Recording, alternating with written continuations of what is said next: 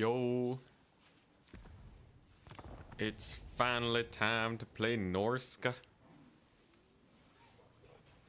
It's finally time. I forgot to submit my faction for my own tournament. Norsca. So Norsca is a faction that even the #1 player in the world, at least in tournament wins, has not really had a lot of wins with. I think generally they're a faction with like a couple vulnerabilities, but they're also pretty good at just fighting. What's up, Abby? So we're gonna try them out today. Maybe they'll crush it. Maybe they'll suck. We'll see. Tournament starts in 1 hour. Link in the description. Kind of woke up late today, so such is life. That's why the stream gets set up so late. Here we go. The Mammoth King. Doesn't sound as cool as the Kraken King. I don't know why. But yeah. There, as you can see, the roster is extremely limited. They got nothing. But what they do have is basically all good stuff. They got 2 lords that are very strong. They got Werekin, which if you take them on the cheap, it's your Sora Scarvet. 75 speed, bonus versus large. They have they got Wolfric, Seafang, Hunter of Champions. Do I need Hunter of Champions? Just in case they dive Wolfric, right? They have access to one of the best lores of Magic in the game. If they ever nerf Burning Head again, Norsca's gonna suck. But yeah, it's a well-balanced, small rush roster. There ain't anything too crazy about it. But there's very few units that are actually bad here.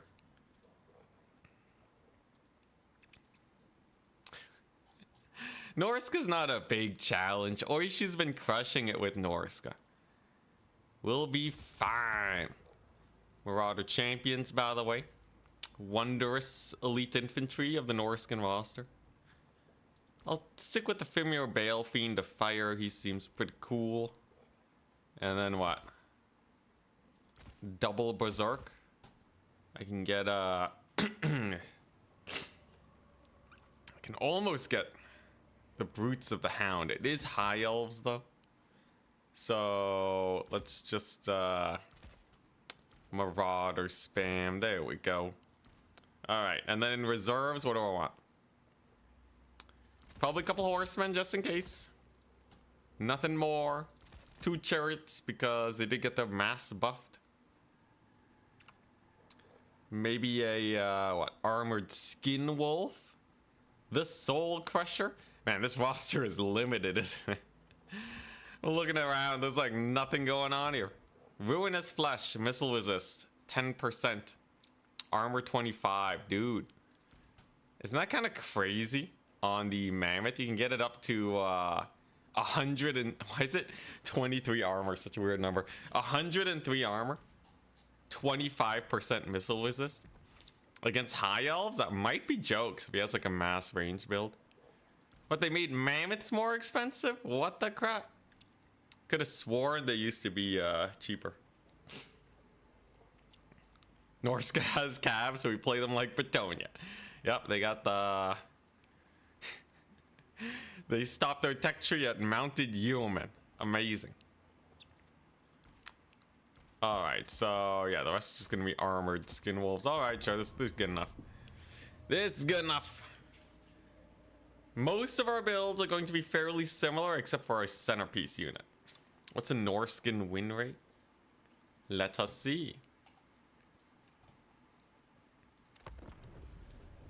Norsca has a win rate of 57%.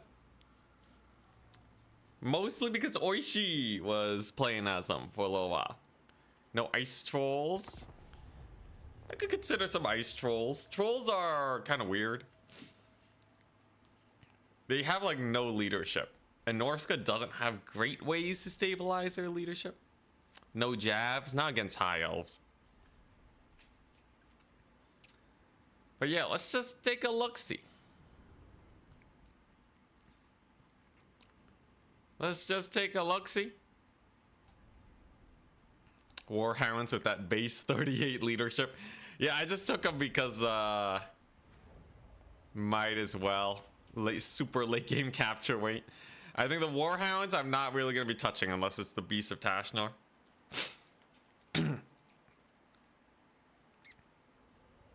Let's see here.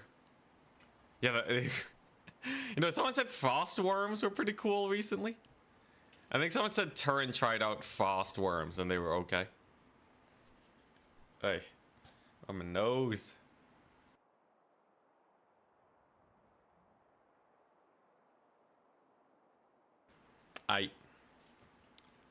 War Shrine Mammoth. Yeah, War Shrine Mammoth is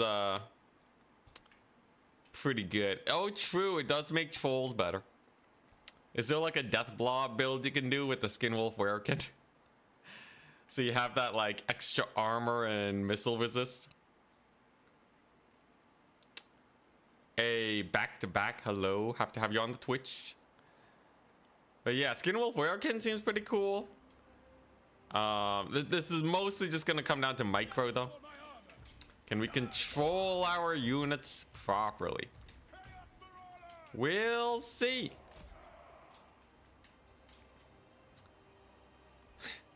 Very straightforward initial deployment. Nothing really special going on here. Is there like a cracked like Skin Wolf Werekin missile resist build? Hey, Shaq, welcome to the crew. Where you like buff up the armor and missile resist. You could also combo him with the Ice Wolf chariots. So they'll have over 100 armor. Like it sounds like it's pretty cool. Marauder 20 stack. Can you do that? You have the great weapons, the spears, and the normal ones. Yeah, that seems about right. Spit of jokes.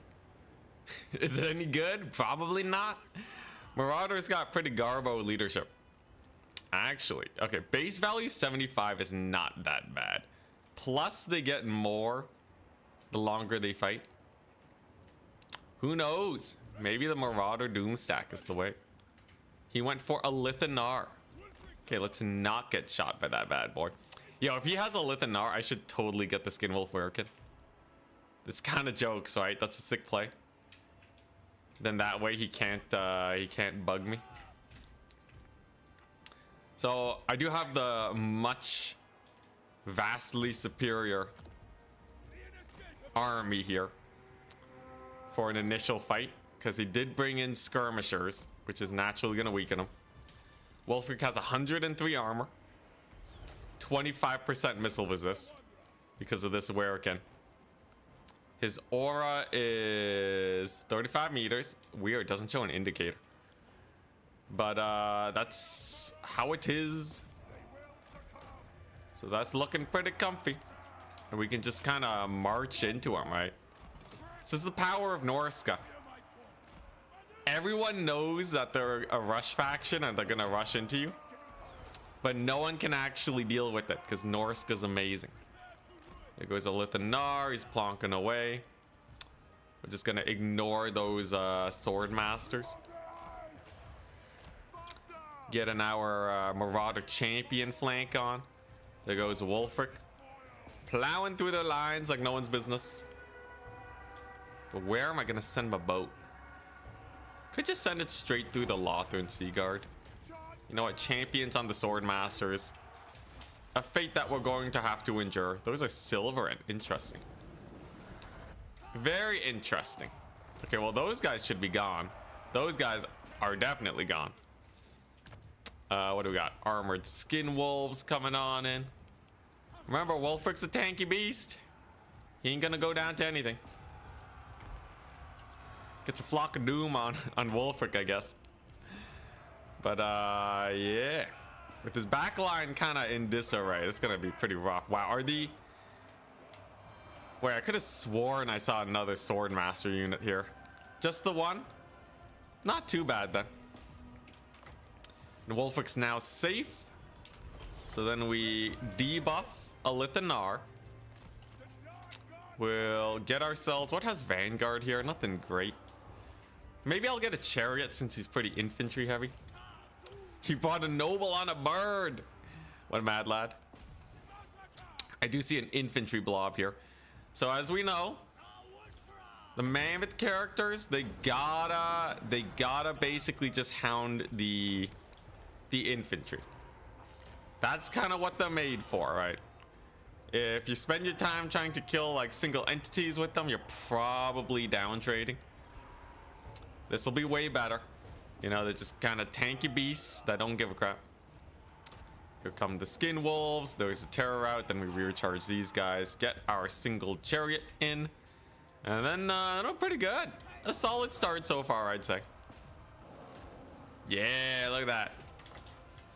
So Wolfric, like, while my goon squad is, like, keeping things busy, he basically just wins that infantry fight. You probably shouldn't have even fought the archers. I think you want to clear the enemy front line as fast as possible.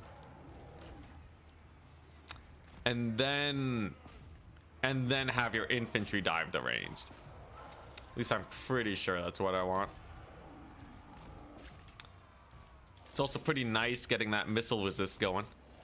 There's a little bird here suffering greatly. Look at them chariots. A decent charge. Very decent indeed. You know, that missile resistant armor is kind of hype. 93 armored skin wolves. Pretty cool. Honestly, this I feel like this faction it's really hard to screw up with this faction, isn't it? Also, my champions are kind of crushing it. All of them are still at like max HP.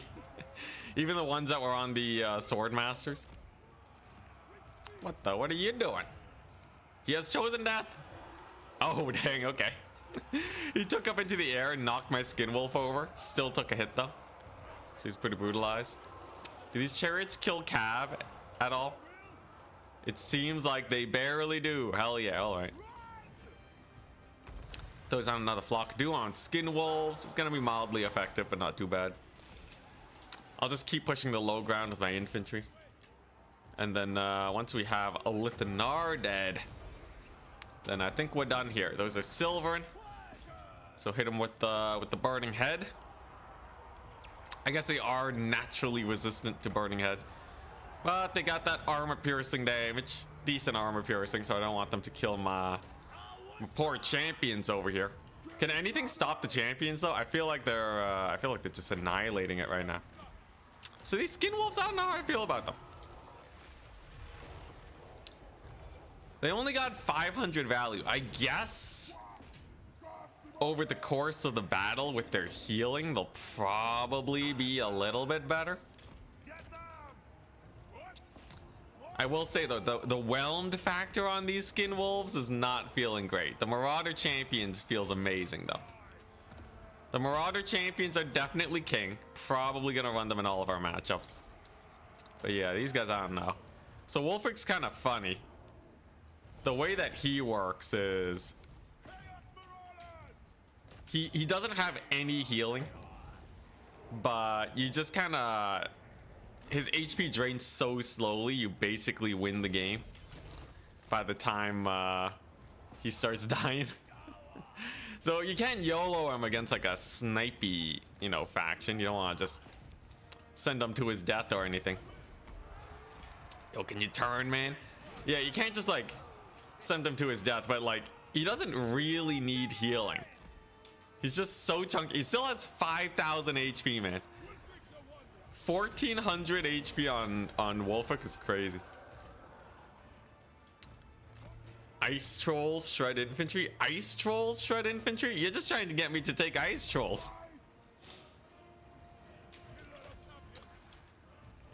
I should try Trolls though. I feel like there's a lot of potential there. Chariots are pretty good. Skin Wolves are definitely going to be best into like, you know, I think light cav, as they only have 30% armor piercing damage. But they'll probably clear up light cav really well. I'll try it out. Hey, Rent-A-Cat, what's up? Garrick. Garrick. Probably Ledub. Oh, the 3 viewers thing. Well, we just started the stream. We just started the stream. You were one of the first. If you're still here, that is. If you're still here. Wonder. He just show up. He's like, man, this guy only has 3 viewers. I thought he was good. Turin keeps talking about this guy. And then he just dips before people actually show up. Should try Fimir. I don't know how I feel about Fimir, man. They're so slow. They're so insanely slow, man. Fimir, really? Skin Wolves do well into heavy cav because of their animations. They have really good animations in Strider. So I don't use them as anti-infantry then. I just use them as anti-cav. An interesting thought indeed. A little bit of a route here. How did my chariots do? They did pay for themselves. Pretty uncontested the whole fight though. You don't like Fimir? I don't like Fimir either. Fimir are kind of jank, man. But yeah, I do like the idea of trolls though. Trolls, like ice trolls supported by a Skin Wolf Werekin, could really be hype, you know? They just need that like little bit of extra boost to leadership and they'll probably be fine. It's also that sick war shrine we can go for. So you see, Wolfric still has 5,000 HP by the end of the battle. He's a good one. Throwing axe hunters, since they shred shields. Wait, shredding shields doesn't even support the front line, man. I hope you realize that shields are just a missile block tool. It doesn't like reduce the melee defense that shields give. So axe throwers don't really do much.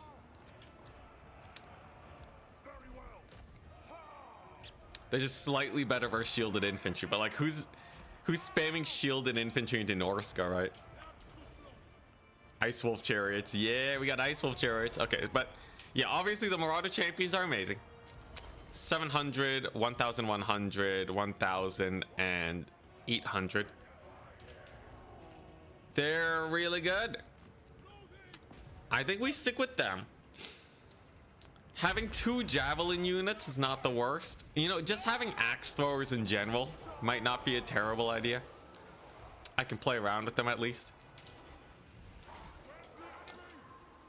Because, yeah, no one's really using axe throwers. Most people go for the javelin unit. I'm pretty sure their DPS isn't that much higher, though. Because javelin DPS is actually pretty good. It's kind of unfortunate that they're so expensive, though. Norscan range is like costs as much as like a dwarf quarreler, man. So I don't know if it's actually worth it. Why would I? What the? He lived. He lived. He didn't get the Lord loss penalty. That's crazy. But yeah, I don't know. Is it worth? If I was a dwarf player, I wouldn't be spending money on javelins, you know. That sounds like kind of sucky. Also, dang, my poor chariots took a lot of hits there. But yeah, that doesn't sound great. So maybe we just pass on the jabs and just get more Marauder champions. Yo, I feel like a pure Marauder champion frontline would actually be kind of jokes. Because it's so good at fighting, man. It's so good. Okay, that was pretty nice. Bullying High Elves, great way to start the day.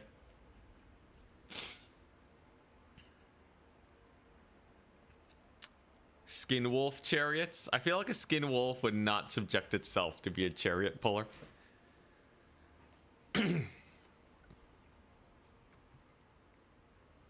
Like the heroes, man. The heroes. Like, I wouldn't be surprised if they could speak. if you were a dwarf player, you would be short. I used to be a dwarf player, and then I grew up. Let's see here. What do we got?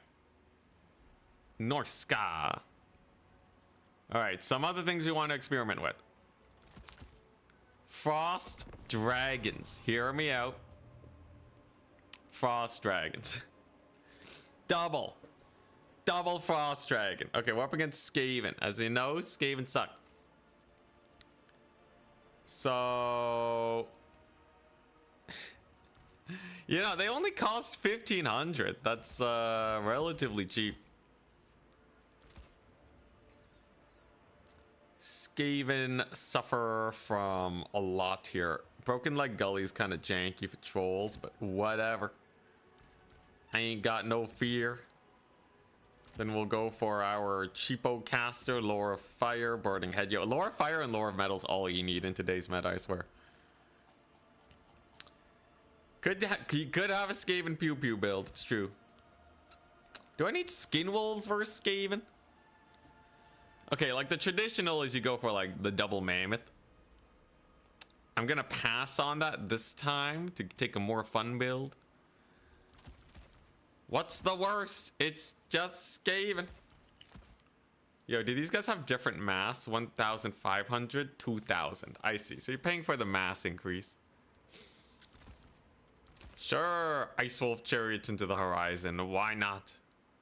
And then we'll take a look at Norscan Ice Wolves. I'm a little bit skeptical myself, but you never know. Kindle Flame not worth it. I thought I had Kindle Flame. Yeah, we have Kindle Flame. It's always worth it, man. It's Kindle Flame. It's 20% more damage on your burning heads. Did he read Twitch chat today? I did, Ether Wolf. I did.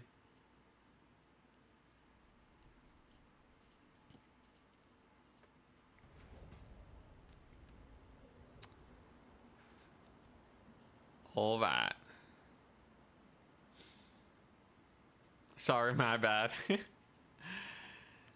Is the Flaming Sword not worth it? Man, if Flaming Sword gets buffed, that would be crazy, man. Imagine a Flaming Sword that's actually good. Like, all the range builds are just spamming Flaming Sword. That'd be so cool, man. That'd be so cool. And it's like, holy crap, and the Flaming Sword drops. Look at the focus fire.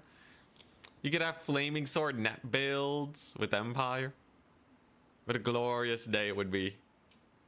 That's your one read of the day, Twitch. Don't get greedy. Flaming Sword with Kindle Flame. Holy crap. That's 8 seconds of plus 20 damage. Or what, 13 seconds?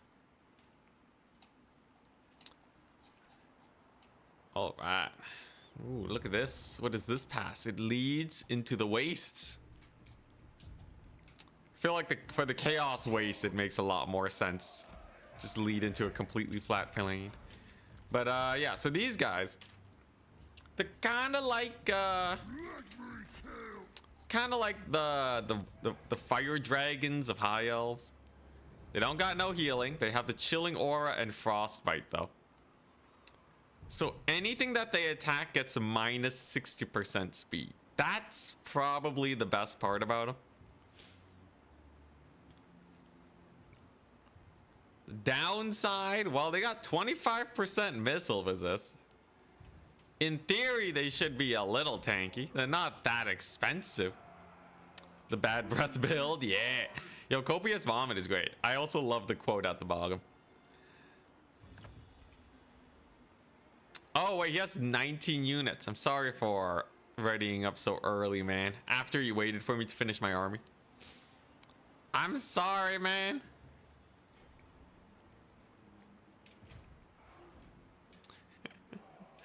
Dwog is meant to be insanely smart, but he's part of the monkey faction. Dude, Tariff did more damage to Norsca's to how people view Norsca than like anyone else in all of Warhammer. He turned Norsca into like a brutal, proud faction into lol monkey men. Now I'm not gonna say he isn't right. All right, you know, And CA seems to agree. Listen to those voice lines. Oh my gosh. Ah, jeez.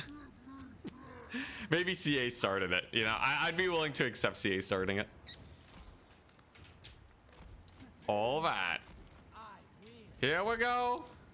Ready for the rattling guns to not do anything? I'm so ready. Well, against the Frost Dragon, 70 armor. They might do something. Yeah, does this breath attack do anything to single entities? I don't really have any other targets. The goal is simple, by the way. With all rushes into Skaven, it is to delete their front line. Vomit up. Vomit up.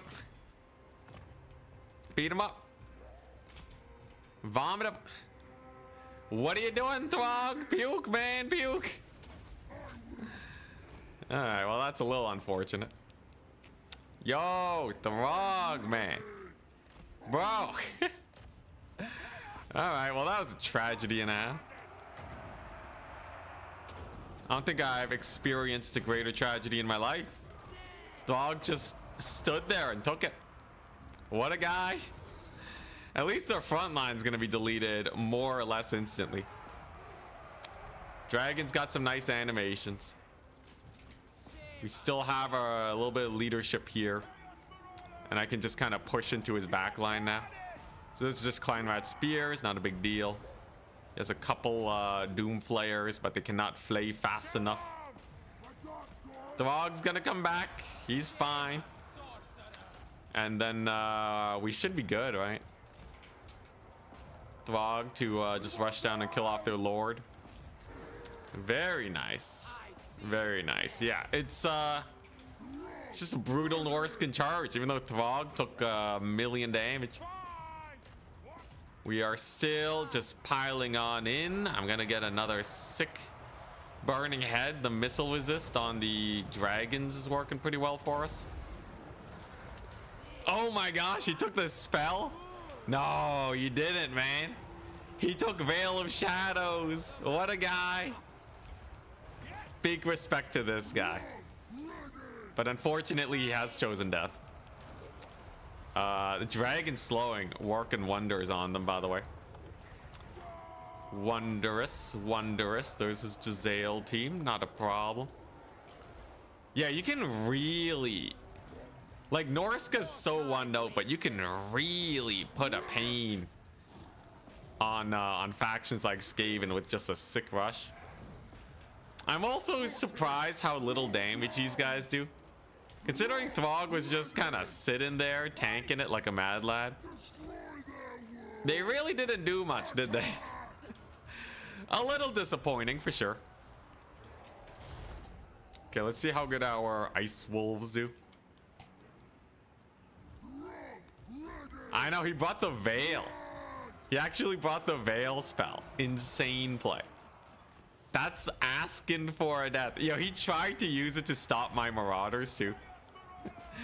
I don't even know if it made a difference, man. Maybe it did. Maybe the Veil, like, made a minor difference. Was it worth it? No, not in the slightest. I will say the dragons were decently tanky, too. One of them got pretty close to dead, but the amount of focus fire that had to go down on it makes it pretty worth, I'd say. He also didn't move this unit. Okay, dragon's still taking a lot of deeps, though. How do I feel about the dragon? The slowing effect is kind of cool and all. But is it a unit that I really want to be going for? Just a little dude. He's just a little guy with like no HP. I might as well just get a mammoth, right? I think that's kind of the big problem with dragons. Mammoths have so much mass that they're essentially flying when it comes to enemy front lines. So why not just go for that? Oh, it's going great. Do these dogs kill Doom Flayers? If they kill Doom Flayers, they're amazing. On the charge, quite a bit of damage. Oh, the pains of being infantry size into Doom Flayers. Who would have guessed? The Doom Flayers want it. All right, so Skin Wolves are probably gonna need Need them for that situation. The trolls worked out just fine here. What could Skaven have realistically done here? Yeah, not take the Veil spell for one. And number two, not go for 3 range units, 2 of which are Rattling Gunners, which kind of suck right now. Rattling Gunner DPS at some point just kind of got annihilated. Not sure exactly what happened. But yeah. Yeah, his build was not ready to deal with the frontline killing that we had going on. It's a lot of damage we have. Where them chariots at? Oh yeah, did they die? I could have sworn I summoned in a chariot. It's time to get your breath attack finally. So if it doesn't shoot right away, just assume it's never shooting. It does not kill infantry lords. Good to know. Yeah, the dragon leadership though is kind of high. This guy's pretty injured, but he's still kicking. It's gonna be a nasty burning head. The leadership hits are great. But yeah, you see those, even the teeth breakers, man. It's probably gonna rout Wolfric though. Despite me dunking on him. Wolfric, no! I mean, Throg. Oh man, yo, me and mixing up Lord names.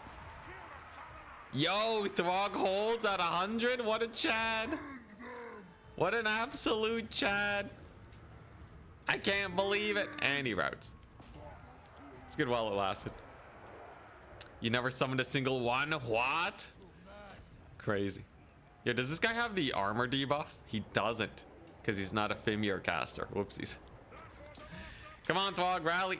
Rally in the back lines. You got 4 leadership. Surely he's far enough away. Yeah, let's go. Let's go, Throg. Throg the Chad, man.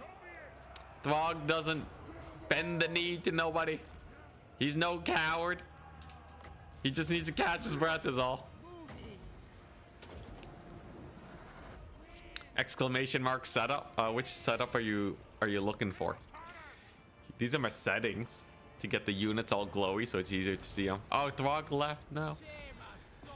Throg, no. Okay, let's see if this is different. Lord fled recently. We're just gonna keep an eye on this, because it might be different than Lord killed recently. Because Lord fled starts at 16. Lord killed also starts at 16. But then Lord killed drops to 10. So what are we looking at? Does it just stay at 16 for longer? I feel like it's staying at 16 for longer. Anyone else getting that vibe? Unbreakable. Dang it, he didn't stay long enough for my test. Your PC rig? I won it in a tournament. It's got a 3080 Ti. That's kind of the only thing that really matters mostly. It has a, what was it? Biggest tournament win, by the way, in all of Warhammer history was this PC. Because it was sponsored by Intel. Let's see here. I have a, what's my CPU? I have a 12th generation i9 2900K, which I believe was pretty new as far as CPUs go. Yo, it's stacked, man. At the time I got this PC, it must have cost like thousands, man, like 2,000, between 2,000 3,000, just because of the graphics card. And it came during a time when graphics cards were pretty limited because of Bitcoin mining. Yeah, 12900 goes hard. Yeah,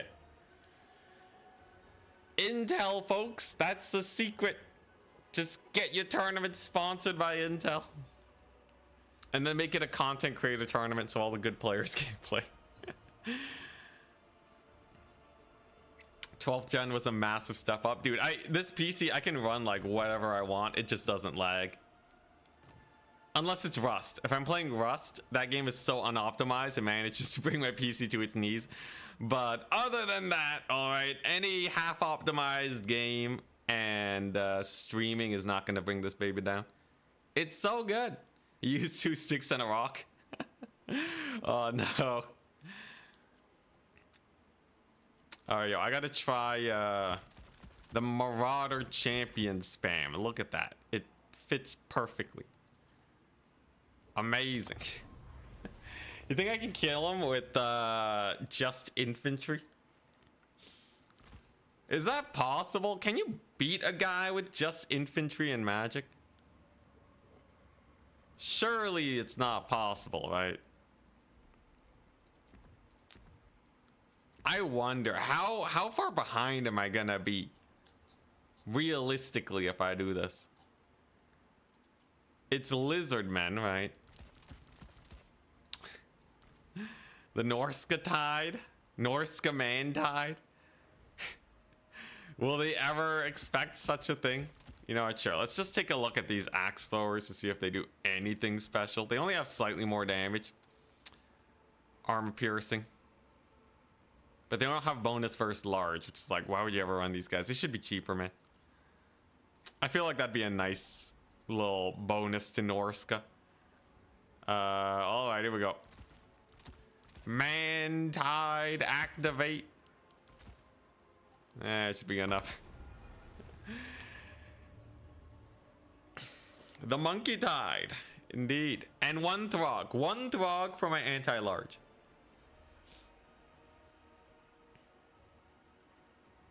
We still didn't see throw puke. Dude, Throg's puke ability is kind of weird. I don't know why, like, it just... I don't know. I think if he gets staggered out of his animation, it just will never shoot.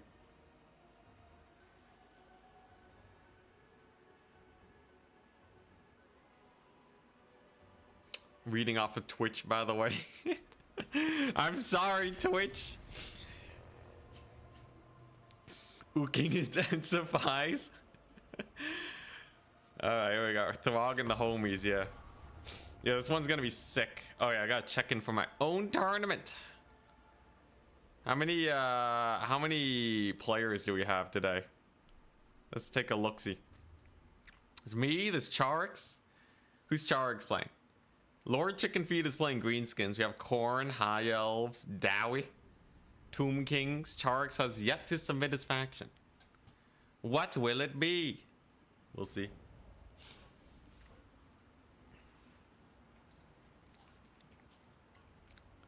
Yeah. Tide of muscly, half-naked, sweaty men. Technically, the Marauder champions are... Holy crap. How did these guys have so much armor? All 80 armor went into their pauldrons, man. Yo, look at these guys. Yeah, no, that's his chest. That's just his chest. Oh my god. All right. Interesting. How do these guys have 80 armor, man?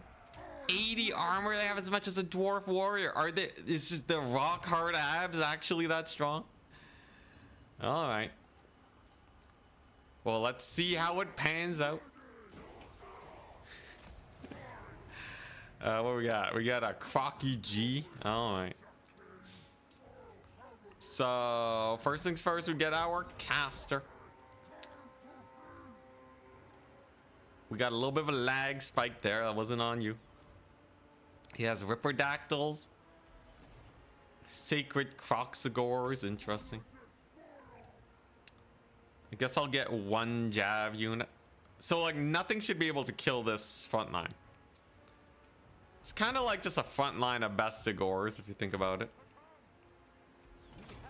Really wants those Ripperdactyls on my champions. I wonder if Ripperdactyls win that fight. Hard to tell. Very hard to tell. Yeah, blocking hits with their abs. It's insane. Yeah, there they go. He's going for that rear charge on the Rippers. Took a lot of skirmishers, which means we should be able to bully them. I have no idea how this build's gonna actually play out, by the way. So I have, like, no agency. outside of these two guys. Ripperdactyls are in. Ripperdactyls versus chieftains. And 2 chameleon skinks. My god, the Rippers actually are useful for hunting down marauder chieftains. I mean champions. What the crap, they actually killed him. Yo, that makes Ripperdactyls almost look OP. That was crazy. Never expected that to happen. Well, most of his army's here anyway, so if we just rush this down, I should be okay. What do I want? What's good at killing Ripperdactyls? More ranged, I guess. A little bit more ranged. They'll go as javelins. Yeah, I've never seen Ripperdactyls so effective. That's crazy. Sort the Ek build, do it. Sort the Ek build would involve just a lot of chariots, right? It's just chariot max. You can only take 4 though, so sort the Ek build doesn't actually work. Dang, they're gone. Holy crap. Alright, new plan. Get the marauders here to bully them off. I basically got to triple cap them. It's the only way that we're gonna do well here. I got my sick infantry flank, by the way. By the by, so we're just gonna rear charge these skinks so we can get them routed. When you don't have cav, this is what you gotta go for. Kind of stuck on the sacred Croxagores. Yeah, there you go. So that skink horde should just route. Then we swap out these guys so that we can get a mini charge on the Ripperdactyls. The Rog was not actually in that fight, whoopsie daisies, but he can hit up the Rippers. And it's finally time to test out the Marauder Axe Throwers. Are they good or are they suck? We will see. In the meantime, a Javs, they're anti-large. Oh dang, nice, he's just going for it. Yeah, you can't take more than 4 chariots. Don't know how I feel about the 4 chariot limit. Seems kind of restrictive. But so be it. CA's gotta do something, right? They gotta have some sort of restriction. Always felt like the restrictions were kind of more limiting in domination. Anyways, his Ripperdactyls do get massacred pretty hard. Frontline fighting's going not bad. Skirmishers are kiting away, but I should be able to capture the point at least. Ripperdactyls, a little bit worse for wear. And I should be able to start securing this point soon. Assuming we can actually win these fights. He does have a pretty nasty cav charge coming on in. But what shall they do against a downhill charge of Marauder champions? I have no idea if that's gonna do anything, but all right. It did something. Was it amazing? Am I capturing one of his points? Okay, we are capturing one of his points now under us. Can he stop the tide of Marauders? It is a pretty spooky tide. Krotgar is kind of looking a little worse for wear. Got Searing Doom. We can call that in on our own men. But sir, there you go. Totally worth, because those Cold One Spear Riders are oh so expensive. There's our second capture point, finally. Kind of took me a while to get that one. But the Valley Trading actually suddenly spiked for us.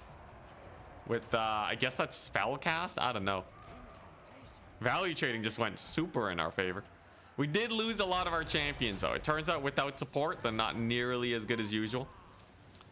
The Monkey Tide will hold, though. Let's see here. Okay, we got more skirms over here. Yes, we do have that point captured. What happened to my Marauders there? I could have sworn I had a Marauder unit. Did I de-summon them on accident? No idea what happened there, but I guess they're gone. Looks like he might even want to recapture that point. That'd be pretty bad. See a lot of people doing this as of late. The Searing Doom on the cav charge. Whoa! I can see why people do it. It's a lot of damage. Axe Thors are kind of occupied though. They should pull back. They're relatively mobile, so they should be fine. Wow, that did a lot of damage. That's a cav killer and a half.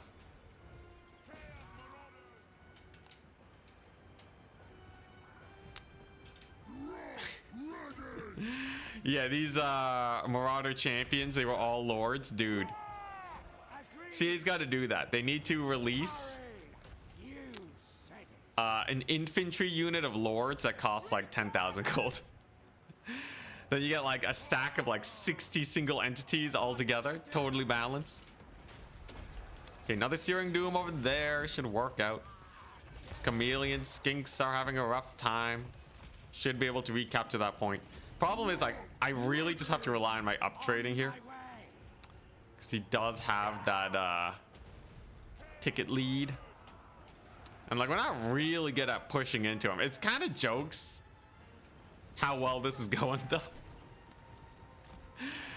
You know, if you're having a hard time in multiplayer, apparently. Okay, yeah, that does nothing to single entities. Apparently, if you just spam infantry, you can beat your average multiplayer dude. That's all you ever really needed. Just copious amounts of just raw infantry. And then, like, if they don't have the cav micro to beat it, then they just get wrecked. Although, like, build-wise, I don't think, like, perfect cav micro would have done well. I think what he's really missing is, like, a shredder of Lustria. He needs something that can actually clear infantry. Did he even have magic? I feel like this guy did he have, like, he didn't even have Flock of Doom, right? He had no magic. So, yeah, moral of the story. Ladder's chill. Ladder's super chill. Look at that. Crocky G. About to go down. Yeah, the no magic's definitely helping. My caster already has a 2,000 value. The mini Searing Dooms are kind of hype.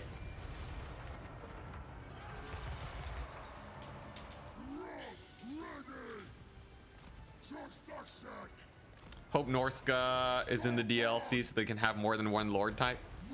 I just kind of assumed the DLC was going to be like High Elves, Dark Elves, and Slaanesh.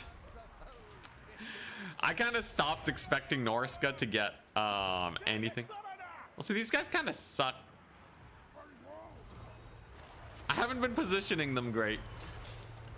But yeah, I don't know how I feel about these Marauder Hunters. They seem kind of jank. Lost our caster too. Hey, we got a triple cap though. Great success. We'll get the Berserkers here next for the high DPS. I knew it. So the Berserkers, I think they technically kill the Ripperdactyls.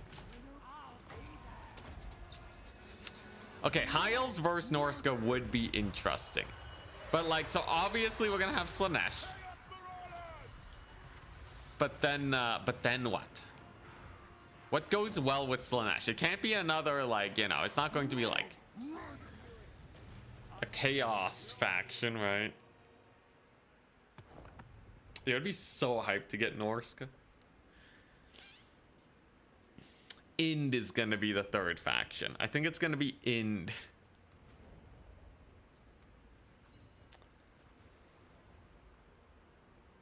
Yeah, them Axoids. I think they can arc over units, but not too great. I think all of the Norsca range that isn't horsemen isn't that great. It's just kind of a necessary evil that you gotta take sometimes. Yeah, it's gonna be Slaanesh, Koresh, and Ind for sure. I think they'll definitely do that in the 3-pack.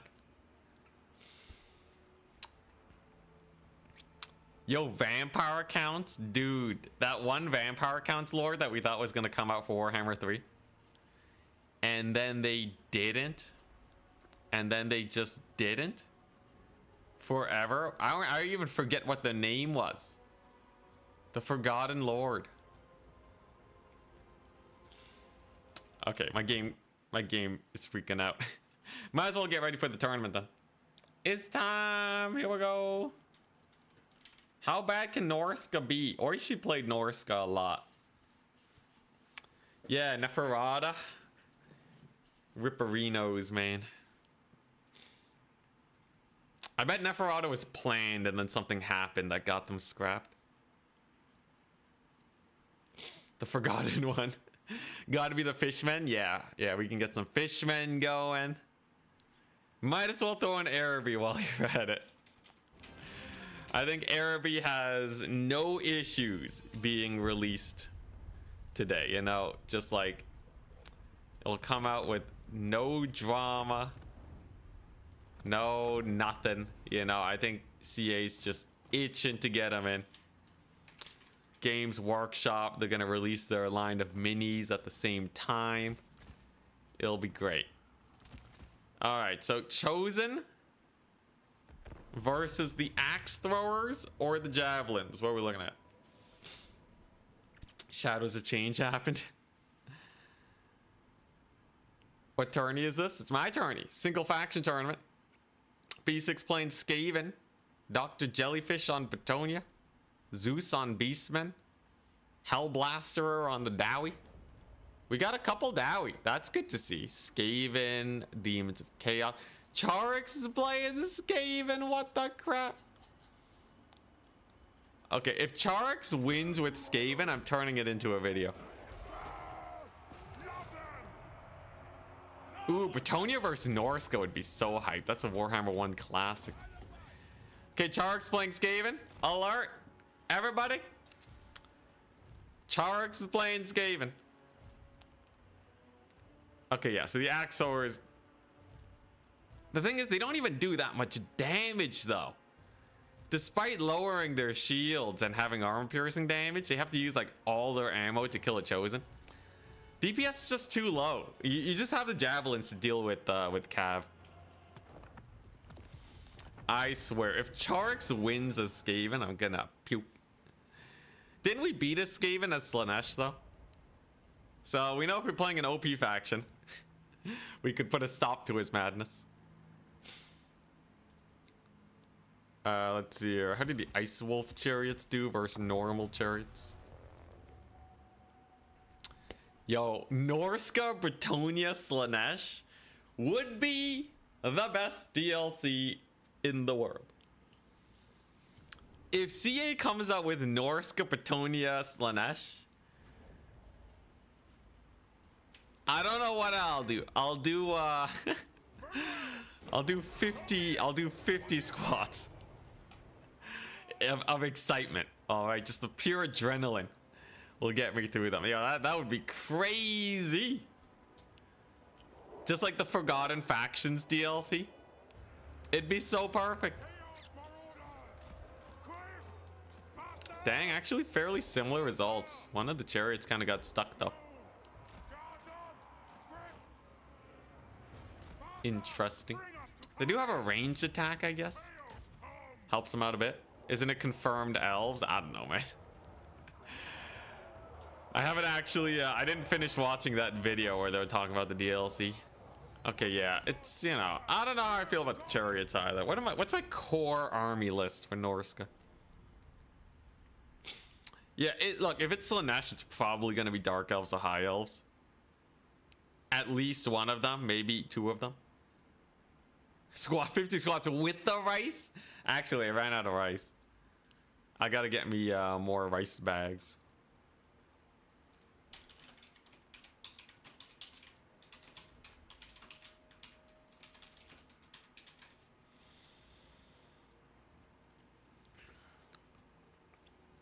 I really want the Skin Wolf Werekin to work. We did see Oishi run them a little bit. At 1100, it's a little expensive. They got that nasty regen though. Ate it so you wouldn't have to lift it. Let's see here. Mammoths.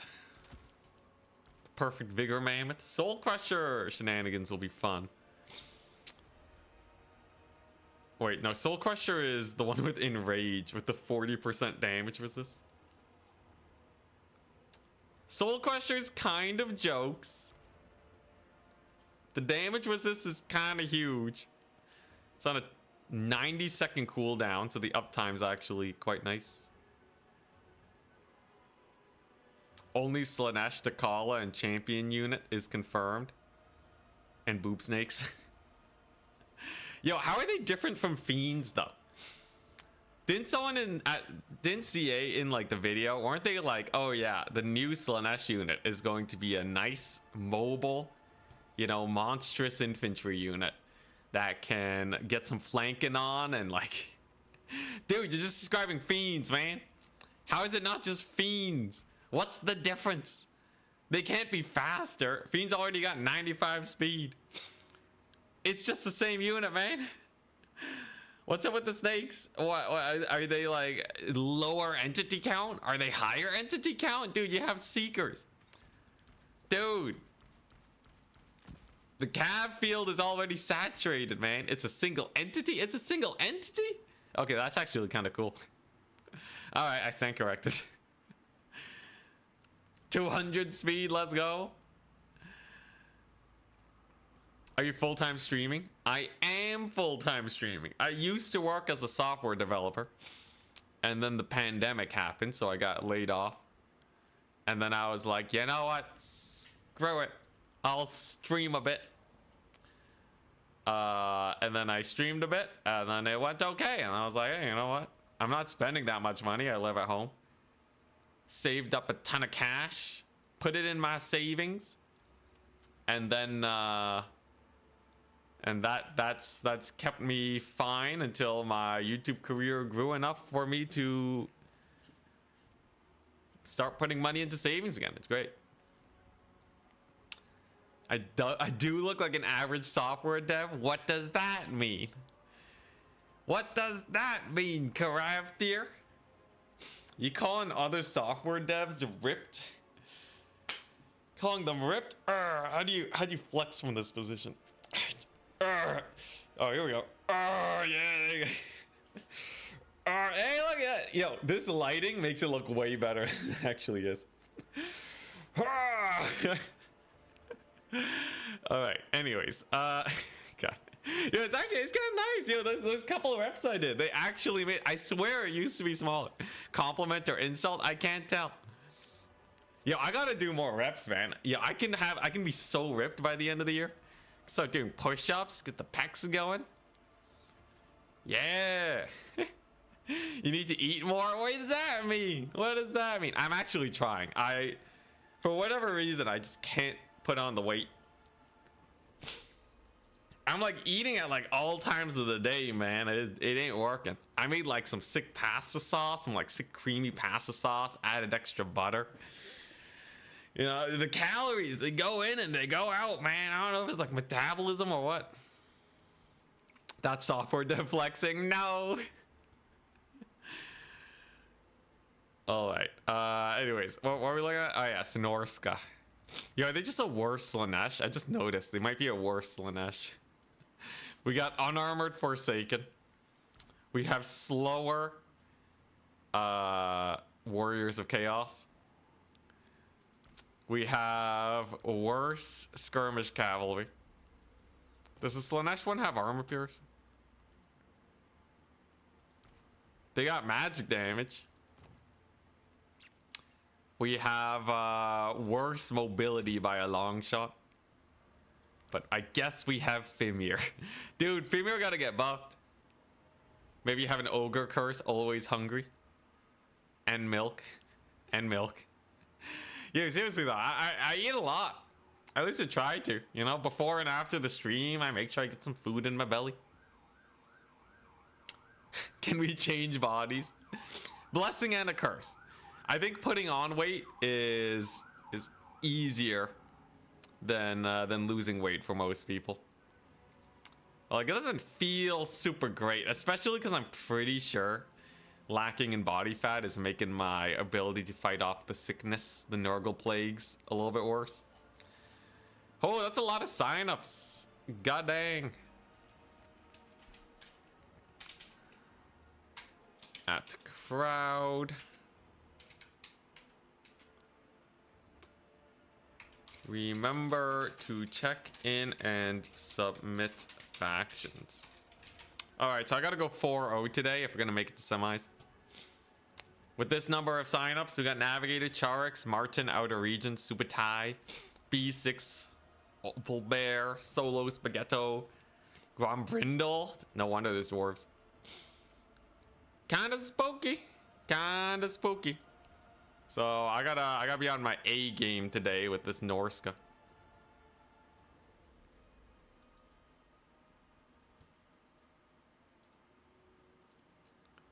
Tournament starting.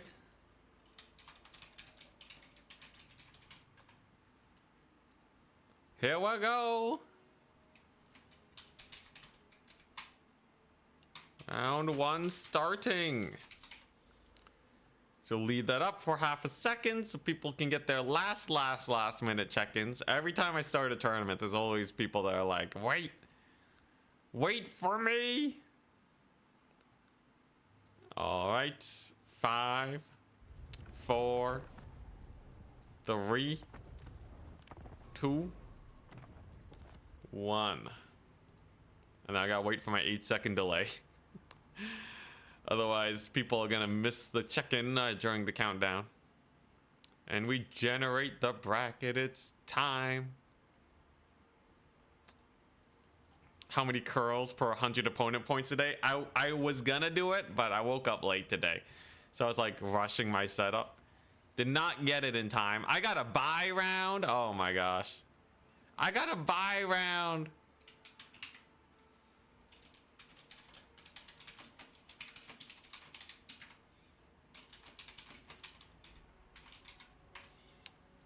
I get to increase my own points by 1.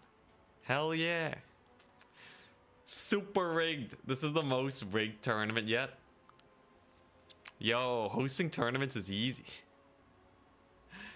Let's see. Swiss points +1. Ah, yeah, that feels pretty sick. We're already ahead, people. No Norsca though. So I gotta win 3 out of my 3 matches. Should be chill. It should be chill.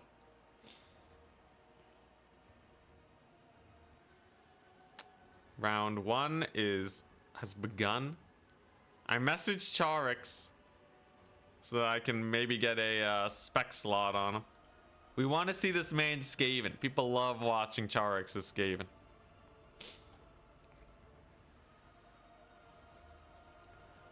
Let's see here. It's him versus Fish.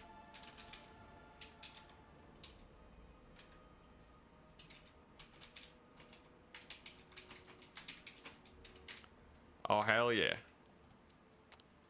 Hell yeah, he set the code.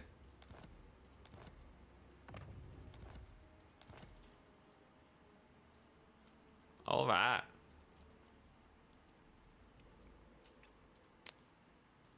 Let's see here. Yo, let's take a look at this guy's Skaven. Spying on the competition? Absolutely not. I would never. I just know people really like watching Charix.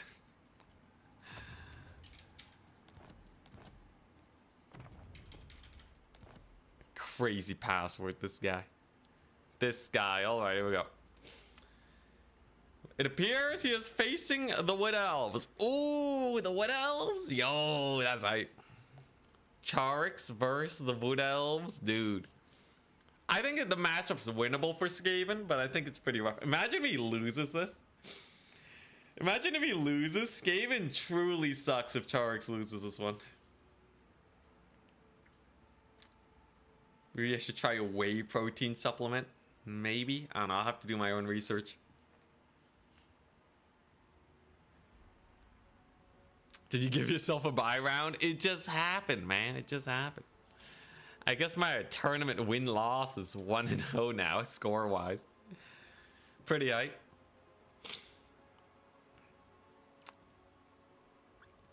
In the whole multiplayer scene, the only people maining Cathay is you and Dark Age Rush, who isn't even playing competitively a lot recently. Yeah, Carath there. Not a lot of people are maining Cathay. We have more Skaven mains than Cathay mains. Grombrindle is even covering Dowie. He just doesn't play a lot. I really wonder if he's going to make it with Dowie today. Them dwarves, man, they can be a menace. Most definitely they can be terrifying for some factions.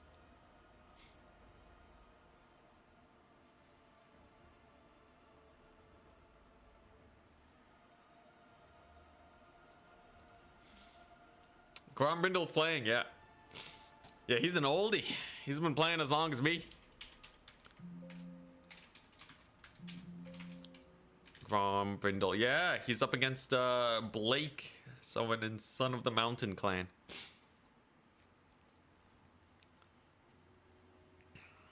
Do hate Dowie games, so Grombrindle knows how to play them. I feel like Dowie games are like, it's like watching someone solve a puzzle box. You either solve it or you get stuck forever.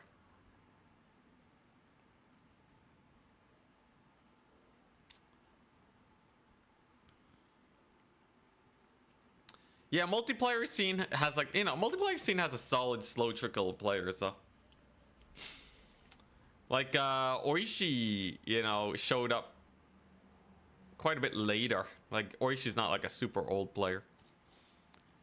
But like generally, you know, you get like top players every get new top players in the scene like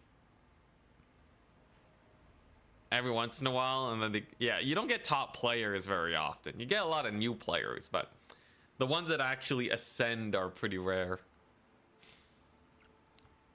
And then like, you know, and then the top players leak out too as time goes on. But like it's each like era, each like, you know, year of Warhammer will get you like 1 or 2 new top players usually.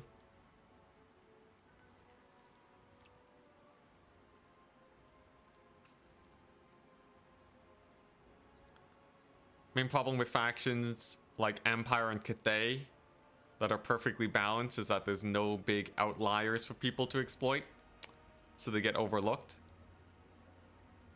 Not really, no, yeah, no. Cathay and Empire have their empty slots, right? They don't have a lot of mass, they don't have a lot of big monsters. They're really bad at rushing.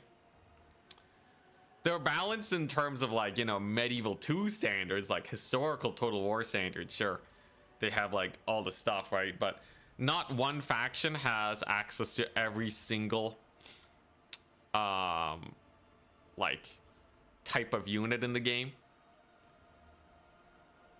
Cathay, yeah, Cathay doesn't even have like a fleshed out infantry roster, let alone a complete encapsulation of everything. And even some factions that do have the units are just kind of weak on a lot of fronts. They're definitely more balanced than something like Norsca though. But yeah, just thinking around. High Elves really lack on the artillery front. Chaos Dwarves. Chaos Dwarves really lack on the aggressive infantry front too. Their infantry roster is kind of limited. Let's see, I'm trying to think. Because I'm starting off with artillery factions, because if you don't have artillery, then you have a huge hole in your roster. But yeah, like Empire's main thing is like, you know, their cheap infantry and their combined arms, which work out really well, as you've seen with my wide pyre builds. Empire has pretty much everything. They're all pretty weak. Empire has best-in-class spearmen, man. Empire has some of the best spearmen in the entire game right now. Are you kidding me? Not to mention their outriders are some of the top skirmishers in the game. Although, maybe not like top skirmishers, but they crush it in the artillery game.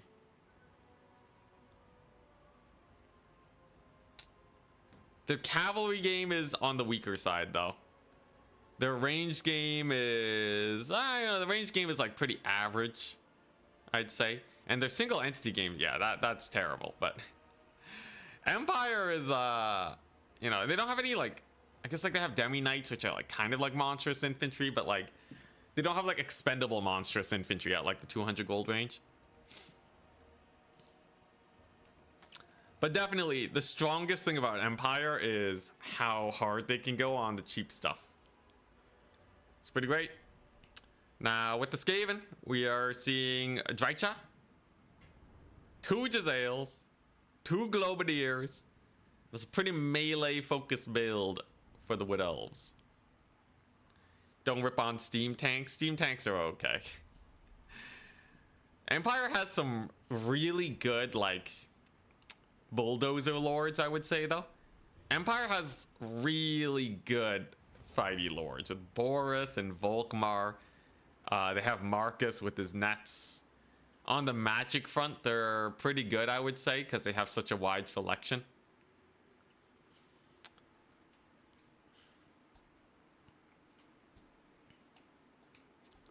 But definitely the strongest thing about the Empire is their spearmen, which I think suits them. You know, I think that works out pretty fine. And, like, you know, there's shenanigans with the war wagons. Yeah, it's like their spearmen and their artillery is probably the strongest with Empire. A lot of factions would kill for the Sunmaker, man. Sunmaker is crazy. Is Khorne good in multiplayer? Khorne is like a solid B+ or A- faction. You rarely see them make it to semis or grand finals, but you see them picked a lot and they generally do pretty well in the lower brackets. There's kind of a tipping point in skill level where Khorne kind of starts to fall off, because I do think the faction is a little abusable. They don't have access to any magic. So if you optimize your magic really well against them, get like a proper kite. They don't have a lot of play styles, so if you know how to beat them, then you're kind of set. I would say probably A- tier. I think a lot of the top players just don't like playing Khorne most of the time, but they could probably do pretty well with them. Probably higher than Norsca. Pity Shades. Spicy. With the Skaven, we have Charks. On a bell. He brought the bell. Let's go. Ding dong, people. Oh, yeah. Look at that sound effects. Amazing sound effects from CA. Thank you very much for making this thing. He's going wide Skaven, starting off with a lot of units. The game's mostly going to come down to, can the Wood Elves rush this down? Poison Wind Globadiers make sense. Jezzails make sense. You love playing Nurgle, but you always lose. You should check out Turin. He posted a video recently on Nurgle build guides. Copy that, man. Foot Tarmacon is the way to go. He's great. Yeah, so we got the bells, we got the Jezzails and Forest. They're plonking away at some Dryads, you know. It's solid chip damage, nothing crazy. Just a little bit of hokey poke. But I would say nothing insane, right? A little bit more hokey poke on the Race of the Frozen Heart. But Jezzails aren't the highest DPS unit in the game. Oh, you know, it's not bad. They're gonna need to use most of their ammunition, though, before they pay off for themselves. Oh, yeah, the Bell. I forgot to go over the abilities. He has air damage, AoE that slows, which is nice in case flyers show up. He has Vermintide, Dread 13th. Both summons. This one does damage in AoE. It's a bound ability on the Bell that has a miscast chance, but it's basically a free Scorch. An Unholy Clamor, which increases leadership and makes you guys a little less tired. By quite a bit, actually. More than a little bit. 16 leadership is a lot. Minus 18% vigor is a lot. But the Wood Elves, they pulled the trigger. Good timing for the capture points. By attacking earlier, they should be able to secure a double cap. So if the game goes on long, I would expect the Wood Elves to come out ahead if the fighting's very even, if they can secure the double cap. And it looks like they will. Glade Riders show up just a little bit late for the Dwarf Thing Menace, though it does get peppered slightly. Little bit of a rear charge, tiny bit painful for that. Ooh, okay, pretty big charge on it. This is a very expensive piece. Can't afford to lose it, but if it survives with only 25% HP taken, if he's careful with it, it should be able to stick around. Even gets a little bit of cav damage, so not a full waste. There's that dreaded 13th spell, by the way. Right on top of the range units. Scorch coming on in, gets dodged. Okay, Fish with the sick plays. And now the main fight comes in. So it's mostly clan rats, couple storm vermin, one storm vermin in the middle. Most of his units should be safe, but the time is ticking. His lord has also taken 1 million damage from miscasting, I guess. Just from raw miscasting. Oh, I think he took a few shots from these Glade Guard. Gets hit with the Poison Wind. That doesn't matter too much. Poison Wind is just a little bit of a dot, but it does damage to only multi-entity units. So he should be fine. He's hitting up the War Dancers, which is generally a good fight. The Doom Flayers come on in to beat up the infantry. But the Wood Elves do take the far left-hand side. So Wood Elves currently, they haven't really been able to dive most of these weapon teams yet. A lot of them are still safe. But the Wood Elf push is not over quite yet.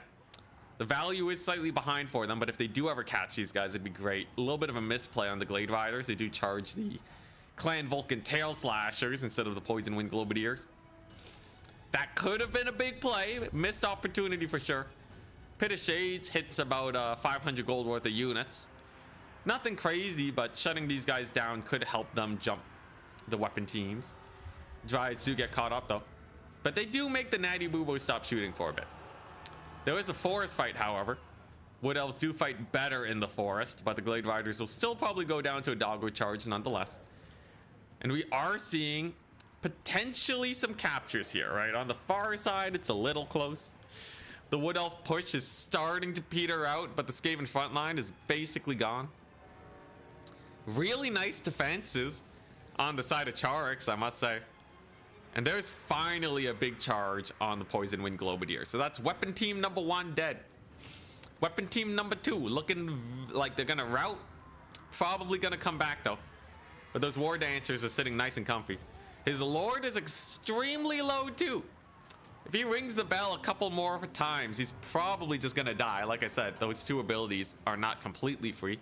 They do have a miscast chance, which can be quite painful. And there goes one Globadier team completely shattered. We still have some Eternal Guard in here. But indeed, the Poison Wind Globadiers do live. If they can kill off these Wraiths of the Frozen Heart, that's a big collapse of the Wood Elf left flank. That'll probably stabilize the Skaven situation. Do see a route here on the Clan Rat Spirits, but man, there really isn't that much to deal with the Doom Flayers. Most of the Cav kind of sack themselves trying to deal with everything else. So it's a little brutal. What the? Where's my info tooltip?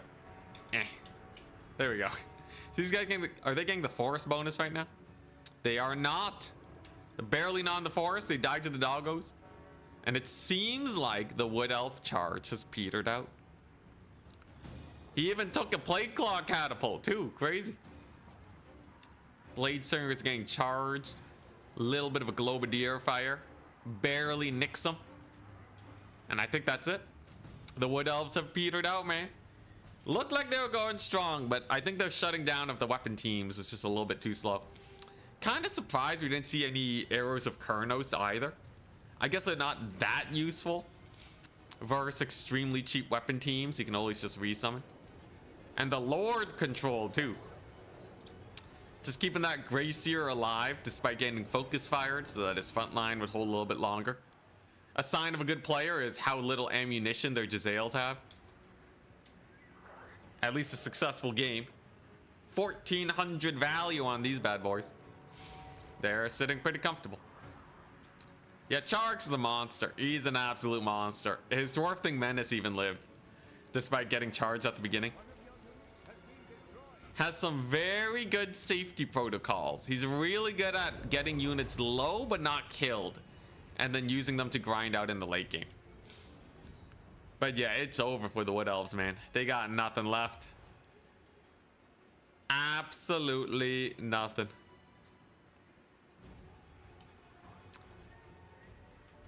Oh, Pit of Shades. Whiffs. Drycha's kind of dying.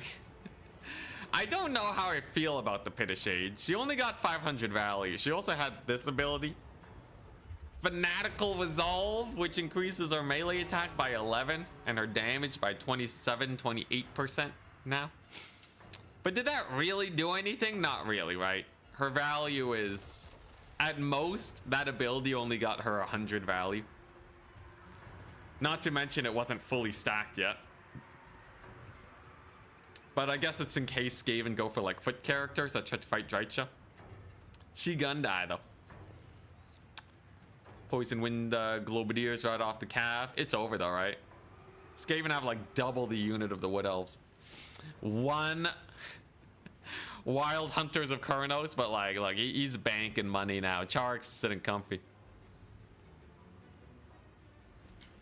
Yeah, the weapon teams. The weapon teams are the main anti-infantry. Wood Elves took a very infantry-heavy build here, and their cav wasn't able to shut these guys down.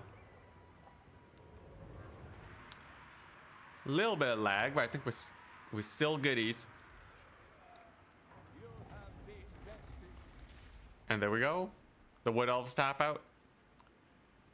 Dang, Blade Singers kind of died. The Dryads were fine, but they were kind of getting murdered. I feel like he just really didn't have an answer for the Doomflayers, and he was sending a lot of his cav in the backfield only for them to die to doggos. I believe most of the cav did not do very well. Yeah, most of them didn't do too amazingly. Are there any metas for multiplayer, or do people just do what they want? There is a pretty solid meta for all the factions. Usually it just involves taking the units that are good. Well played to Charix. Looks like he may very well be progressing with Skaven. But yeah, multiplayer has a lot going on. So Turin, the big multiplayer guy on YouTube, is kind of the trailblazer for the multiplayer scene. He's been hosting a bunch of big tournaments. And that means people generally start to figure things out. I think things are not entirely figured out for Warhammer. So there are metas that propagate through the scene. You know, people are like, this faction's OP, or like, you know, this build is OP for this faction. Usually I found led by RTK, biggest clan in the scene, where like, you know, for a time Skaven was like all the rage in RTK, going super wide builds like this. That kind of petered out eventually though. Nowadays in single faction tournaments, people are playing a variety of factions, and then they're kind of just sticking with the good units on a per faction basis. Is there a website for it? Yeah, if you go to totaltavern.com, that's where tournaments are hosted and guides are posted occasionally. Charks is built different. Dude, yeah, I had a hard time versus Wood Elves. He knows what he's doing. Have you considered holding instructive streams for beginners to multiplayer? I've thought about it, but I feel like just, you know, casting and answering questions is good enough. I still don't think there's like huge demand on like a wider audience basis. But like usually I think you can get the gist of it just by watching me. I will say though, if you ever want to learn anything about multiplayer, send me a DM on Discord. I like talking about this game, as you may expect.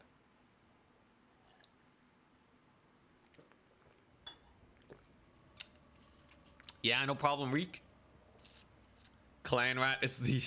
Clan Rat only is meta. Cannot Clan Rat only, but Clan Rat maxing, maybe. Alright, so our first match is coming on in. We are playing as the mighty Norsca. I think my core units here, Skyla is a big maybe. Depending on the situation. What does Brass Collar of Corn do?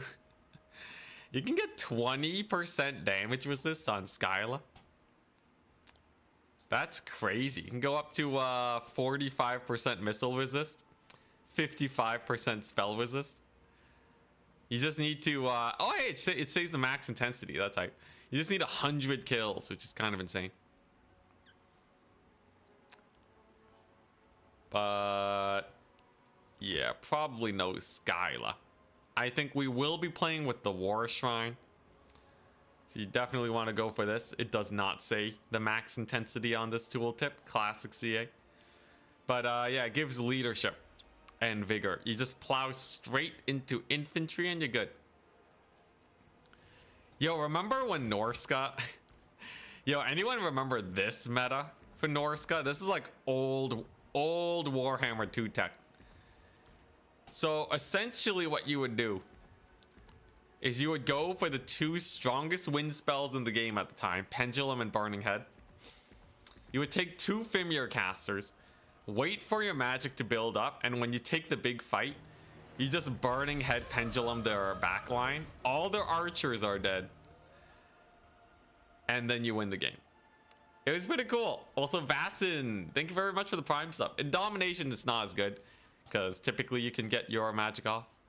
Play one game with Skyla, please. I think I will. Yeah, yo, they deleted Pendulum, man. It don't do nothing no more. It went from one-shotting units in the center to barely scratching the surface now. Yeah, that was a classic, man. Throwback to like 5 years ago. Now it's just lore of Melkoths. I know. Yeah, thank you very much for the Prime sub. Have you enjoyed Domination more? I discovered you for like a week now and haven't seen you streaming it before. I've been playing Domination for the last 5 years with like a 1 or 2 year break in between. Yeah, I've been liking Domination. I haven't really touched land battles much because Turin's been liking Domination. The main reason we like it is because it doesn't need any extra rule sets. Even Conquest with its capture points can become a cheese fest without extra rules lawyering. And when the tournaments get big and you have to admin like 5 games every round to be like, this was a rule break, you gotta make sure you don't do this or you don't do that. It's just a really big pain as a tournament organizer. As a player, I'll probably just play whatever people are hosting more often. And as it turns out, it's Domination. But yeah, some people prefer Conquest. Honestly, I think both are fine. But yeah, moderating rule breaks was the bane back in the day, man. Especially with some of the super sweaty players back when we had bigger prize pools. Skyla got a Mortis? Yeah, Skyla's hype. But yeah, back in the day when prize pools were bigger, you would see a lot of jankiness where people naturally, to get the highest win rates, they could win their $5. They would play at the very edge of the rules, right? And here's the thing, you don't actually play at the edge of the rules, you play at the edge of what's bannable. Which is so annoying as an admin, but like it's just kind of what the system incentivizes. If a tournament admin is just going to give you a slap on the wrist for breaking a rule and let you keep playing, why not break the rules just a little bit, right? If a tournament admin is going to make you replay the game, well, if you're losing anyways, you might as well risk it. You might as well do a mini rule break to just maybe win your game. You're gonna lose otherwise, so why not? Why not just have a little bit of a rule break? What's the tournament admin gonna do? They're streaming. Are they gonna ban this player? Chat doesn't understand all the rules. It just kind of looks weird if you're just running around banning people. I'm sure some people would understand, but it's not like great streaming content to be like, I gotta ban this guy because he barely skirted the rules again.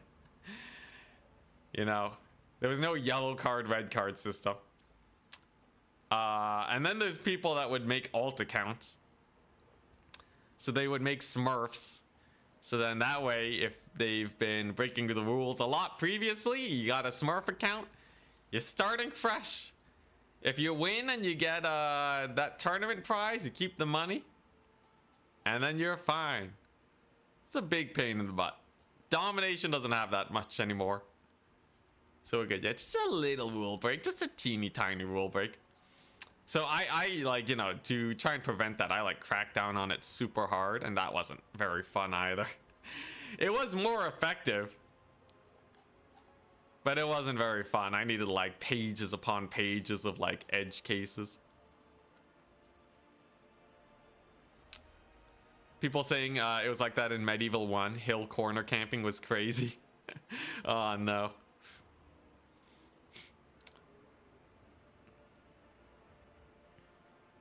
You got a hate message, Crafty, or what the crap?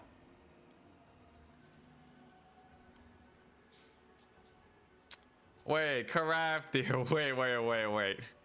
You got a hate message? Dude. You should probably report that, man. Like straight up, send me a DM. At the very least, if you don't want to get the player banned, send me a DM and like, you know, on how you feel about it, and at least I could talk to the player about it, because we don't do that here. We absolutely don't do that here. I have jurisdiction over turns tournaments too.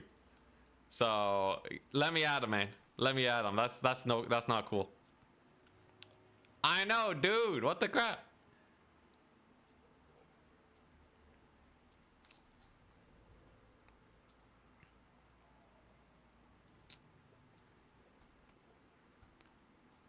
What's it? Can paint the map, but I won't get you good allegiance. Sorry, talk about single thing. Yeah. Just hit me up.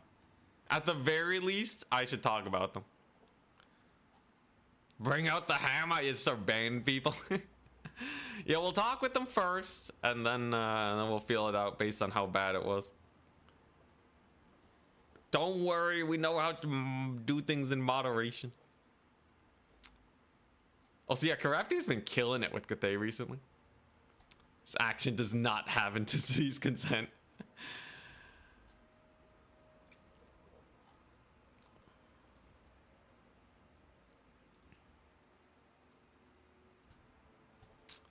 Used to be involved in refereeing a Magic the Gathering tournaments. Oh god, man, respect.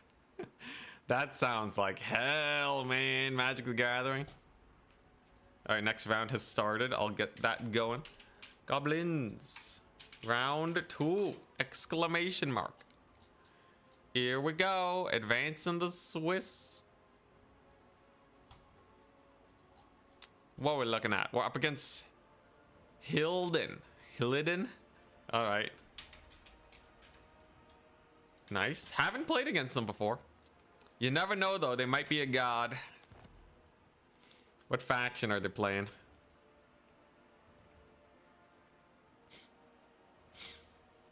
What faction are they playing? Let's see here. Who they playing? Who they playing at? Dowie. Oh boy, dwarves. Dude, this is the first time I'm running into dwarves in like forever. What the crap? You got your first tournament? Well, win. Oh my gosh, Stonewall. Hell yeah. Congratulations. Happy to hear.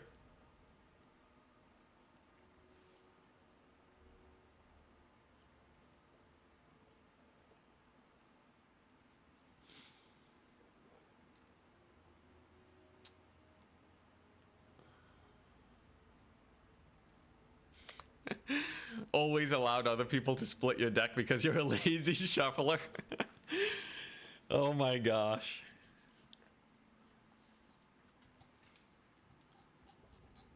All right, yo, dwarves. How do we deal with dwarves? Dowie can be pretty spooky. The chariots right now are like okay, but like they don't delete dwarves like they used to.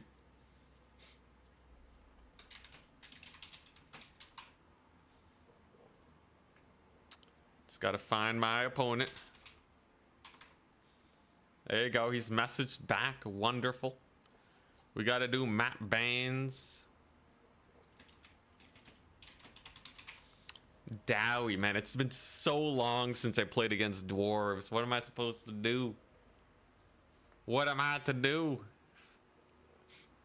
Low-key axe stores might be decent. Maybe? Still kind of weird feeling, though.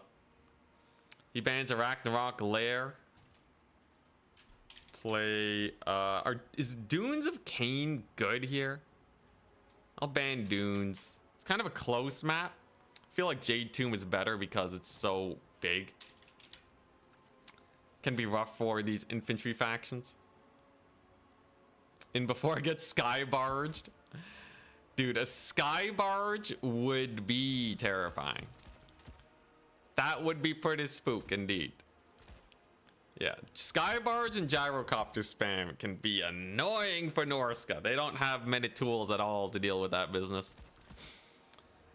No harpies, no bats, literally just 2 manticores. Technically the Chaos Frost Dragon. It's a 90 speed, it can slow down gyrocopters. It's kind of jokes, I guess. Throwing axes if he brings an air force. You don't, like, it's not guaranteed he's gonna bring an air force. That's the thing that makes it a little sus. I still think we'll probably be okay. Dwarves are not the biggest issue in the world. You can definitely tussle with them. Like, you definitely need some anti-air, but you're not gonna go like ham on it. Axes aren't the best against gyros anyways. You take Marauder Hunter Javelins instead. Let's see here. In case he's gonna capture all my points, do I want these guys? They're kind of not very useful otherwise. Guess I can just do this. Yeah, okay. Alright, I think I got a decent starter build at least. I have a decent starter. So he's obviously gonna have a lot of Dowie roaming around. Jade Tomb's a massive map though. Trolls on this map route off pretty easily. I don't know how I feel about trolls. Especially because they die to a lot of flyers too.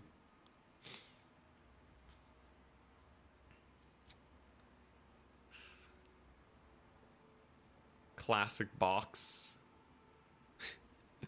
Yeah, if he just goes for a big box, I'm pretty sure we can... the capture points are far enough away where it should be okay. That would be hilarious though. That would be jokes indeed. What do I want here? What do I want even? Looking at my roster, there really ain't that much. He's gonna have long beards and such. He's gonna have them rangers. He's gonna have a bunch of spooky stuff. He's gonna have a bunch of spooky stuff indeed. That's a pretty good spell. I'll take this. Let's see. What else do I want? Ice trolls. Yeah, ice trolls would get shot by the gyrocopters.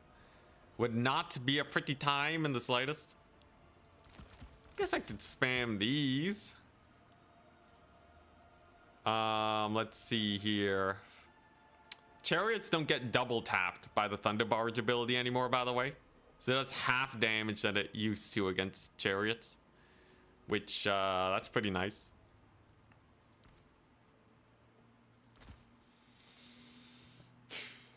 I guess this build...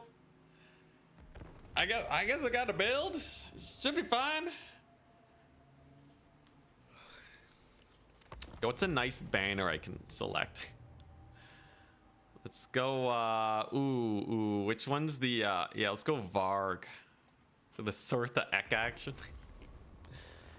Can you take a Nurgle mage? No, Norsca doesn't have access to the marked units like Warriors of Chaos have, sadly. Only bearded units beat them at their own game. I think all my guys are bearded. Certified it's a build moment. Yeah. It's kind of a weird one. It's a matchup I haven't played in millennia. So we really got to see. I like that confident trembling in his voice. Oh god, dwarves are so weird because the thing is, if you don't get it just right, it's like riding a bike. You know, you learn how to do it, it sticks with you, But if you screw up and you're not wearing a helmet, you're gonna die. You're gonna get hit by a car that is the Dowie. And that's not a pleasant situation to be in at all.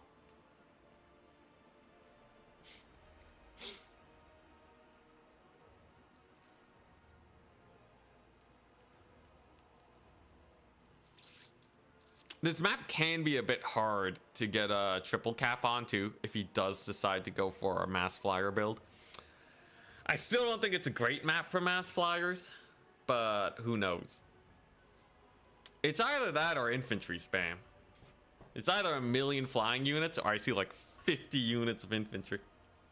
Can't even bring 50. You're gonna get blasted. I'm not worried about blasting charges, thankfully.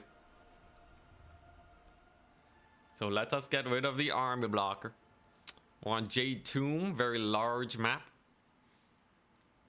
It has a safety forest, which is a plus. I think Norsca needs champion halberds. The champion great weapons do well enough.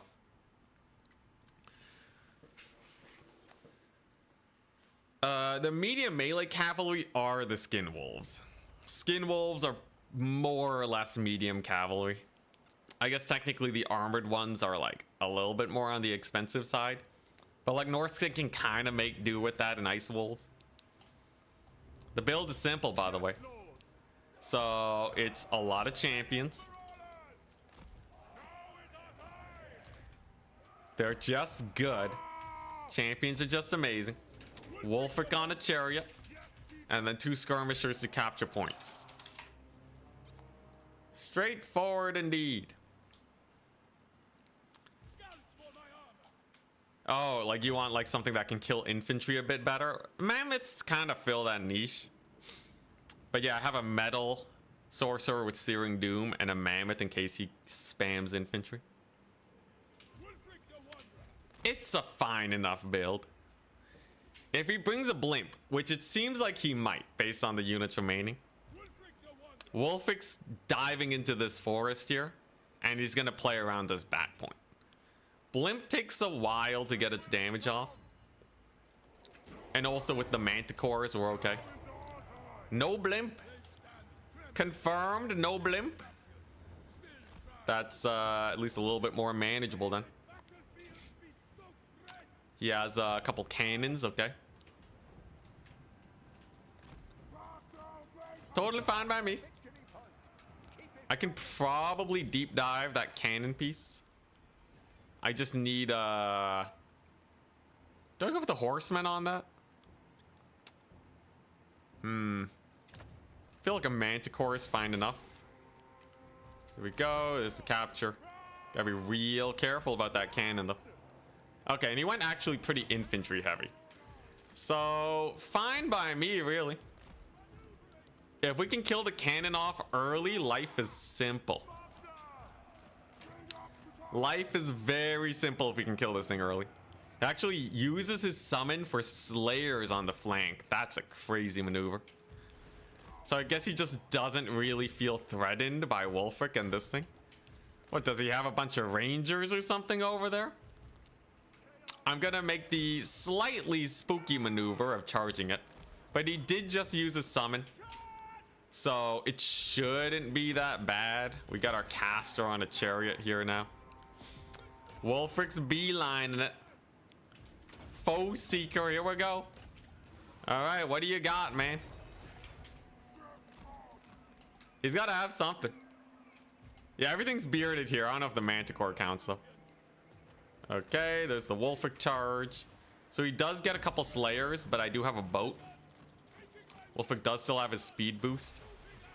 Boat's pretty nasty. Come on, Wolfric. Just a couple dwarves? Okay, there we go. And I should just be able to shut this thing down with the 2 single entities and Marauder Horsemen. So he did summon another unit of Slayers. You just gotta be real careful here until our support teams show up. We're shutting it down decently by cycle charging here. His Slayer is gonna have a hard time actually stopping us. And with that shut down, I can start making use of my chariots. Wulfric's a menace too. He's pretty good against such things. Whoop. Gotta stay away there. Horsemen are in. Wondrous. Gets another unit of slayers. All right, this guy slayers it. So he's going ham on the slayers, but it's mostly fine. Now that I have my horsemen on route. They're going to be able to get a pretty solid damage here. He does have a double cap. I should be able to flank his forces now. If I can just get these guys to rout, then life is pretty easy for me. It's gonna take a little while. The terror routes come slowly. I do get another manticore charge at least. And we're kind of just playing for value right now. There you go. That's a big manticore hit. Does get the rampage on it though, so that manticore is probably gonzo. But there goes his artillery. So that means my chariots have free reign over his forces now. So I traded one manticore for that. We'll see how that pans out. I can summon a mammoth now that the cannon's gone. Really? It rallied? That's crazy. A little unfortunate for me. The chariots can most definitely go ham though, and he did go pretty hard on his summons here. I do have the big mammoth coming on in. As long as yeah, most of his actual defensive units are like way in the back line right now. So I should just be able to ravage his front line. As he has no anti-chariot tech now with this artillery piece being dead. So just like a little cookie jar, we're going to run. We're just gonna pry open this Dowie defensive formation. He only has the one Slayer unit here, which is not great, and only 2 Quarrelers is not going to be enough to stop this many chariots. There you go, artillery piece down. A mammoth is incoming. There we go. We're kiting away his slayers. Wondrous. Gotta back up from the Felix though. The Felix is a nasty, nasty dude. And I think it's just one Marauder Javelin will probably do. Let's see. Gotta shut down the blasting charges. Can't be having that. Wulfric can definitely just boat them here. So that'll just delete them. That was a wondrous boat indeed. A lot of micro needed. There's a lot of micro needed to make sure that you don't just straight up die. But it's not that bad, as you can see. As long as you're a little bit careful. You don't lose Wulfric. You don't lose Wulfric. Then you'll be A-okay. Oh, geez. He caught my chariots. Run, little chariots. Run. Gyrocopter's kind of nasty, too. Can I capture this point? The Marauder Horsemen are doing okay.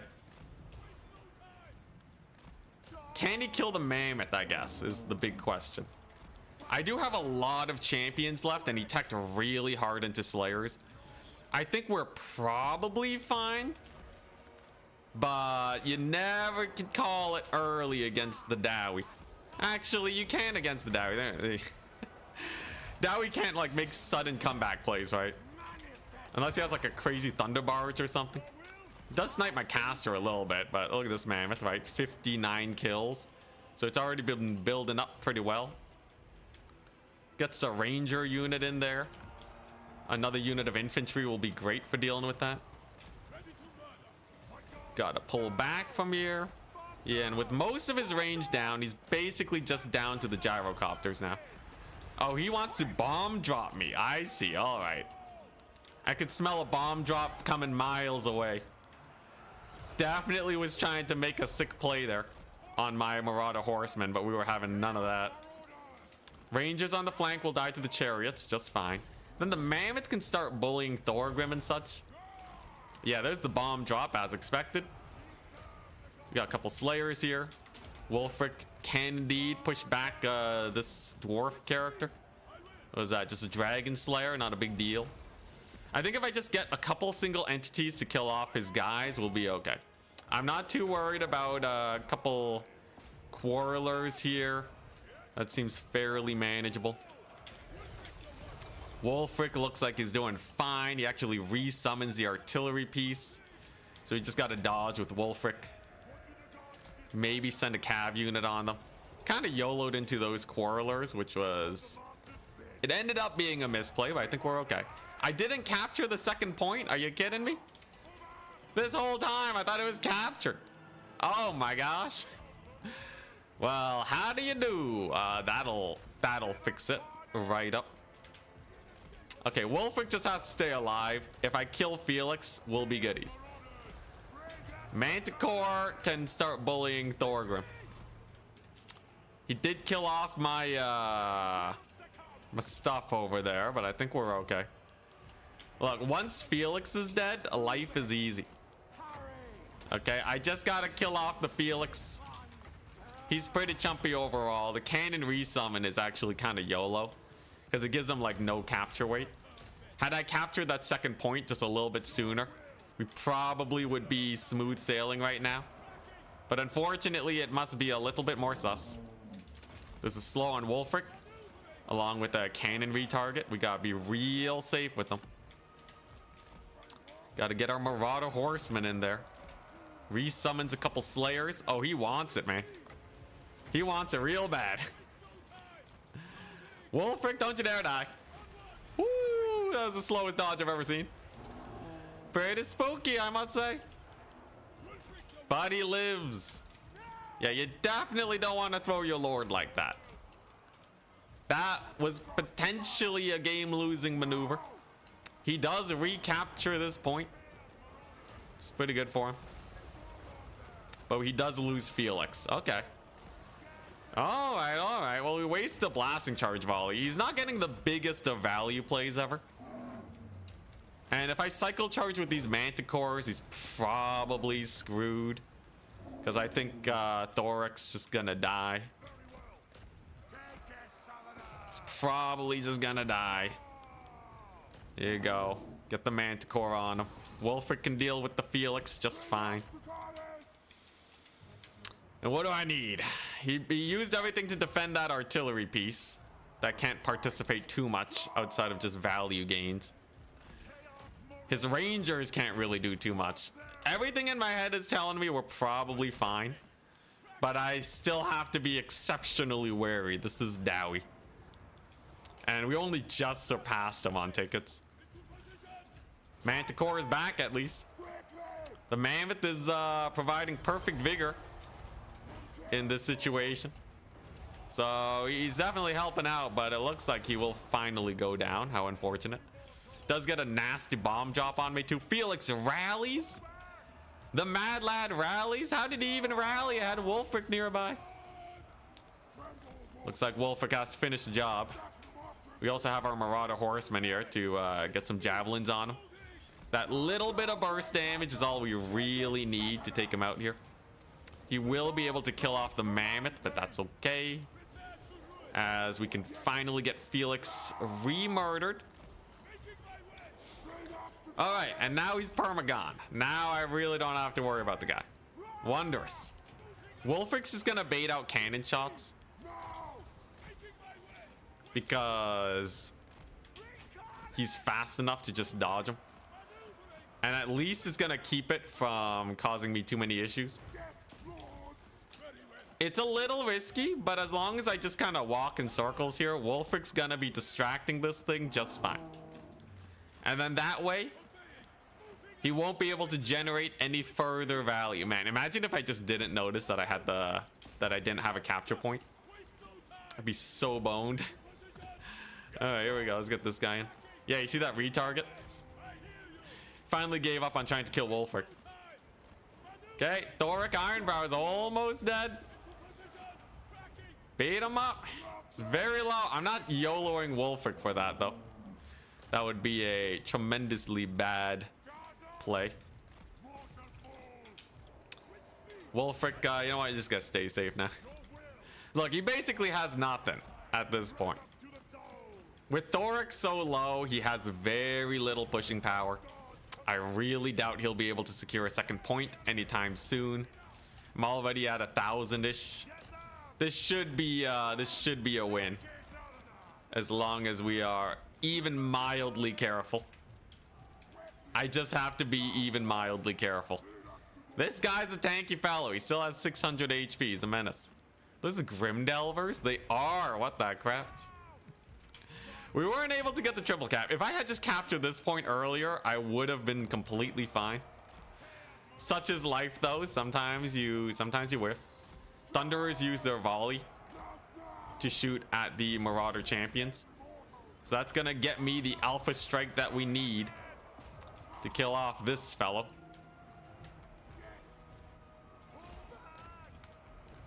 Couple javelins to the face. He dodges it. He's dodging it. What the crap? He's actually dodging it. Oh my god. Yo, this is kind of spook. If he doesn't die, that's that would be kind of hilarious. Kind of hilarious and sketch at the same time. He gets all of his guns to shoot my my Marauder horseman.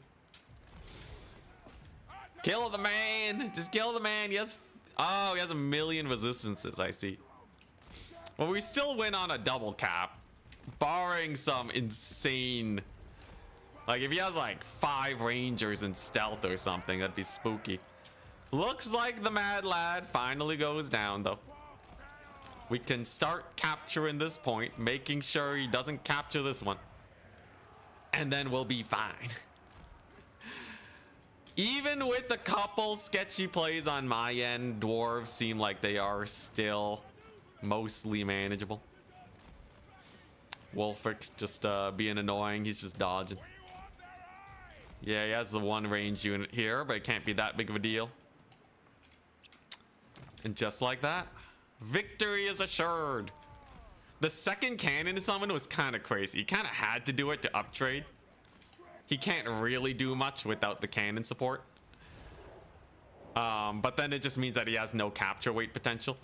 Like we were pretty easily settled on the 2 cap for the rest of the game there. Grimdelvers though. Kind of spooky. Is he pushing it? Looks like he's trying to. Let's see here. I guess more horsemen.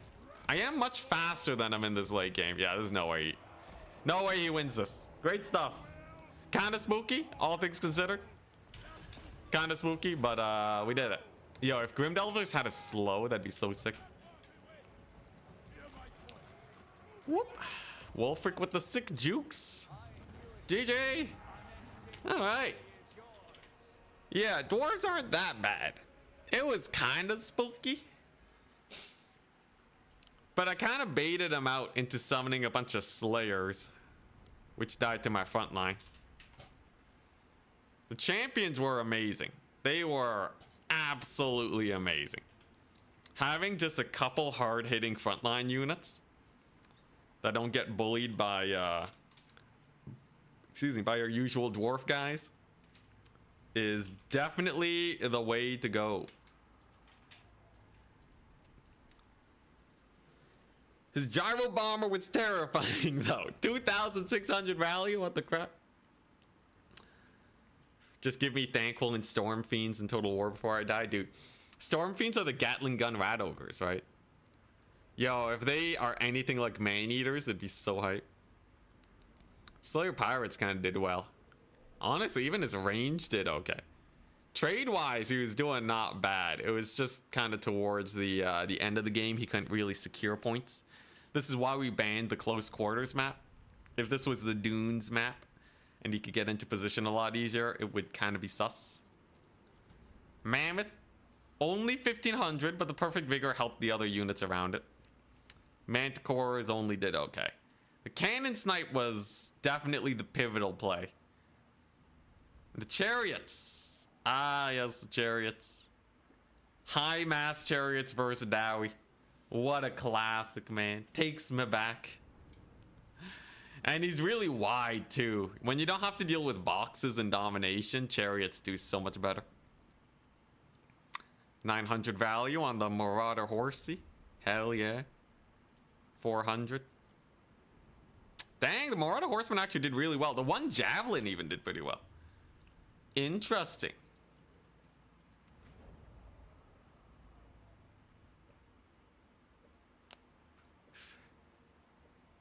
You've decided to YOLO a trip to Japan for 3 weeks? Alright, just don't lose your lord. Yo, hi. Trying to rapidly plan it. Dang, Frostlight. Sounds hype, sounds hype. Have a good time, man. Don't Grim Delvers slow infantry by blasting their butts into oblivion? That is true, yes. So, and it actually is a mechanic. It's not actually just a meme.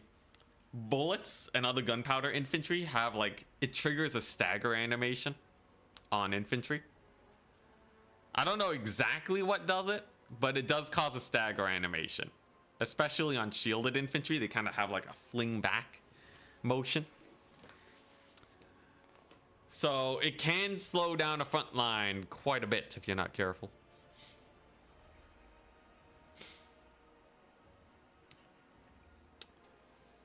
Ooh, there's different types of storm whatevers. Ogre guys. Hi. Wolfic has spent 70% of his time fleeing into the trees this battle. He did distract cannons for a good time. Charix has won his second Skaven match. Yo, are we gonna play Skaven? Norsca into Skaven before the finals. Martin has also signed up. Martin plays a lot of Empire. Yeah, he's Empire today. Navigators on Chaos Dwarves. Oishi's on Warriors of Chaos. Outer Regions on Vampire Counts. Vampire Counts?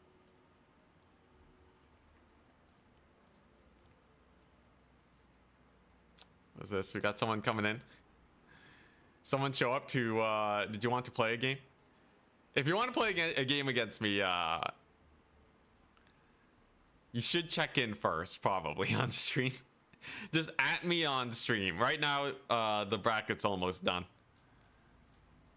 So, we're moving on to the next round. I do appreciate the courtesy, though. If you just randomly pop up in the lobby, I don't know what you're doing. Yeah, if we're up against Skaven, the Mammoth squad is pretty good. So you just go for, like, Wolfric on a Mammoth. You take the War Shrine. And then you just fat rush them. Ice Wolf Chariots are a maybe because they got Rat Ogres and all that business. Marauder Berserkers are a must. Test, hello. Hello, Hal. What's up? Norsca roster so small, it is. But a lot of their units are good, and that's all you really need. You just need a couple core units. You don't need a diverse roster to have, like, good skirmish cav, for example. Marauder Horsemen have been a staple since time immemorial. Should I go for Skyla into Skaven? Just Skyla it up. Skyla does have 25% missile resist. They're not a joke. Running straight into Skaven. Imagine, like, Skyla and a Skin Wolf Werekin. Match made in heaven, right? So, with the Skin Wolf Werekin, you bring Skyla up to 35% resist. Insane, isn't it? And you can rampage the weapon teams. Right? So, like, you rampage the weapon teams. You get the brass shot caller for true invulnerability. Right? It's a really expensive Skyla, though. But technically, I only have 2 rare single. You know, if I really wanted to, I could be a silly goose. I could be a silly goose and get another single entity. The Cold Voider. What's Skaven supposed to do versus this? 5 single entities. Feast your eyes, people. Immune to contact effects. Does that mean it can't get slowed? Because that'd be kind of jokes. You just rush them down. It'd be so hype. Skin Wolf Werekin missile resist is going to have to do a lot, though. Yeah, 5 single entities. Technically, there's not a lot Skaven could actually do versus this. I think the biggest fear would be flensing. Especially on that Skin Wolf. Skyla could resist it pretty well, though. I feel like Skyla Skin Wolf is actually kind of cool. Because you do actually get a lot of missile resist. And the armor protects against slingers. 200 gold for the Mortis on Skyla. It's a bit expensive. It is. I don't think you really need the Mortis engine most of the time. Unless you're fighting some very elite infantry.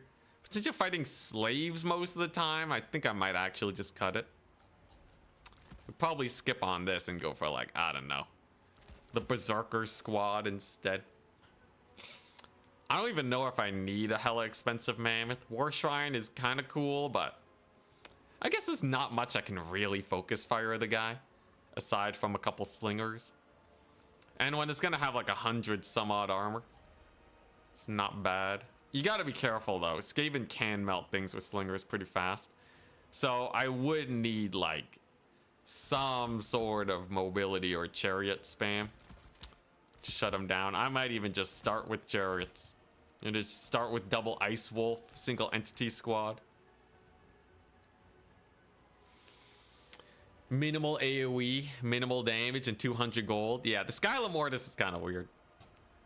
Don't know how I feel about it. Navigator and B6 are still playing. 2 more matches to be completed before the next round.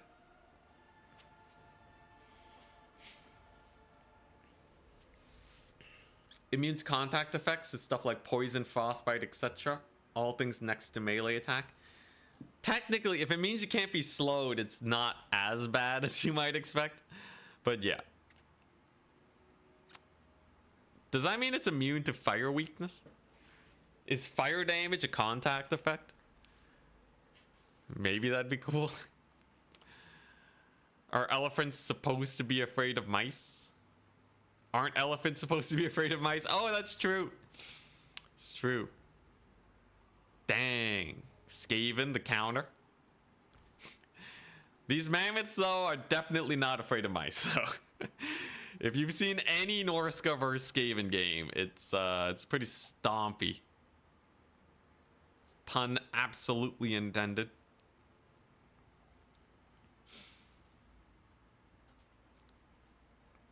I wonder if he would just like warp lightning cannon the mammoths though. Is there like a sick warp lightning cannon tech that you can use? These guys are kind of fast, so maybe you can't defend them. Oh, I don't have a hero. I don't have magic in this army. It's kind of jokes. Do you pass on the Skyla and just take the Burning Head instead? Burning Head's just too good, man. -8 leadership in a line is too good. How's the tournament progressing? Oh, it's actually pretty good pace. 50 minutes in and we're almost starting round 3. Hell yeah. Oh wait, no, I mean an hour and 8 minutes in. That's not bad. Norsca has no way to heal. Yeah, if they had like a Nurgle caster, they'd basically be chaos at that point. Norsca could really use a little bit, like, you know, I guess they have a cool passive. This rage effect increases the longer you're in combat. So it does make their fighters pretty chonky. Like, I think Marauder champions are actually some of the best infantry in the game. Because they get 10% physical resist. Too bad Slaanesh gets half of that for free and ITP. But we don't talk about Slaanesh and Strider. But we don't. I'm only allowed to talk about Slaanesh so much, lest my blood pressure go up. Nice. Okay, so Sampo gets a free Swiss point for getting that buy round. Hell yeah. So we do that, and then we're starting the next round. Here we go. It's time. Let's see. Announcement tourney at Goblins. Round 3. I just need the thing to pop up. Everyone's refreshing Total Tavern right now, so it's a little laggy. Sampo has his one thingy majig. Nice. All right, advancing the Swiss. You're gonna get access to the DLC ahead of time, indeed. Still waiting on my application for CA's content creator program thing. We'll see if we make it in time for the DLC. But should be fine either way.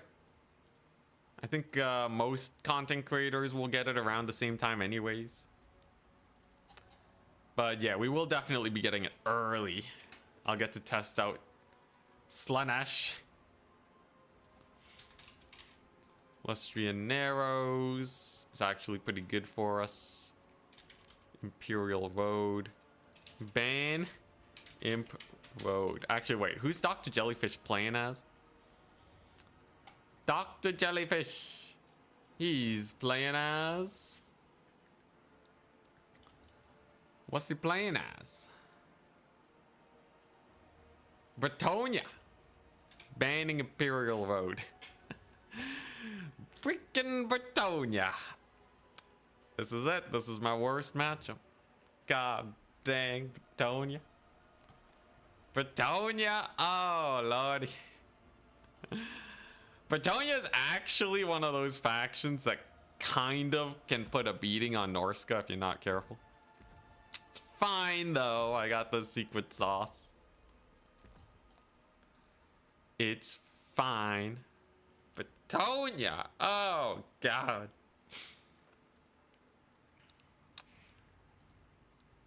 Okay, Bretonnia's not the worst faction in the game, okay? They are definitely beatable. They are most definitely defeated in a reasonable fashion. Oh, God. He's probably gonna have the Green Knight, isn't he? He's probably gonna Green Knight me. Does Norsca have any solution to the Green Knight? Fimir, I guess? I guess Fimir, like, okay. Fimir great weapons, they got the anti-large. I guess that it's genuinely not that bad, Fimir great weapons against Bretonnia. We know Bretonnia has a hard time versus shielded infantry. That's kind of cool. Debuff magic? I don't think so.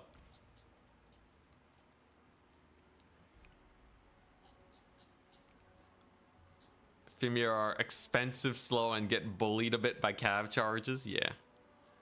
If you're gonna run Fimir, you gotta babysit them. Such is life. Didn't they get cheaper though? Aren't they like mildly cheaper or something? Okay, that's not bad. That's not bad. Bretonnia? God dang, he bans Lustrian Narrows. Okay, we're on Itza. Battle for Itza is a fine map to play on.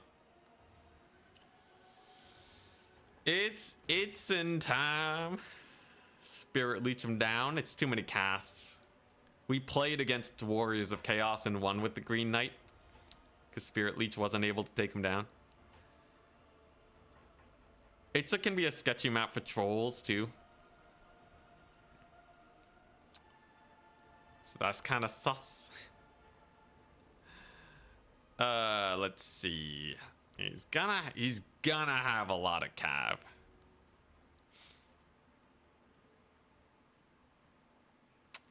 Skin wolves are like okay. They're okay. A lot of this is gonna come down to peasant bowmen. I'm calling it right now. A lot of this will come down to like, are the peasant bowmen going to be a big issue? I believe it's not the end of the world. I think so. I'm kind of terrified though, if you couldn't tell. I have such a bad win rate versus Bretonnia. I have an absolutely atrocious win rate here. It's really just the peasant bowmen that give me so much grief. What are you gonna do if they bring 4 trebuchets, capture all the points, live a happy life? Imagine losing to Bretonnia, yeah. Yeah, it'd be a big tragedy indeed. Let's see. So there's also the infantry spam. We could try to bring a lot of foot squires. Canadians do have a poor win rate versus the French. It's the trauma response. Oh boy. Okay, I guess these guys are maybe cool. Sure, they seem kind of cool. Why not? Why not get a little bit of spice going? It'll be fine. It's just Bretonnia, Anticity. It's just Bretonnia.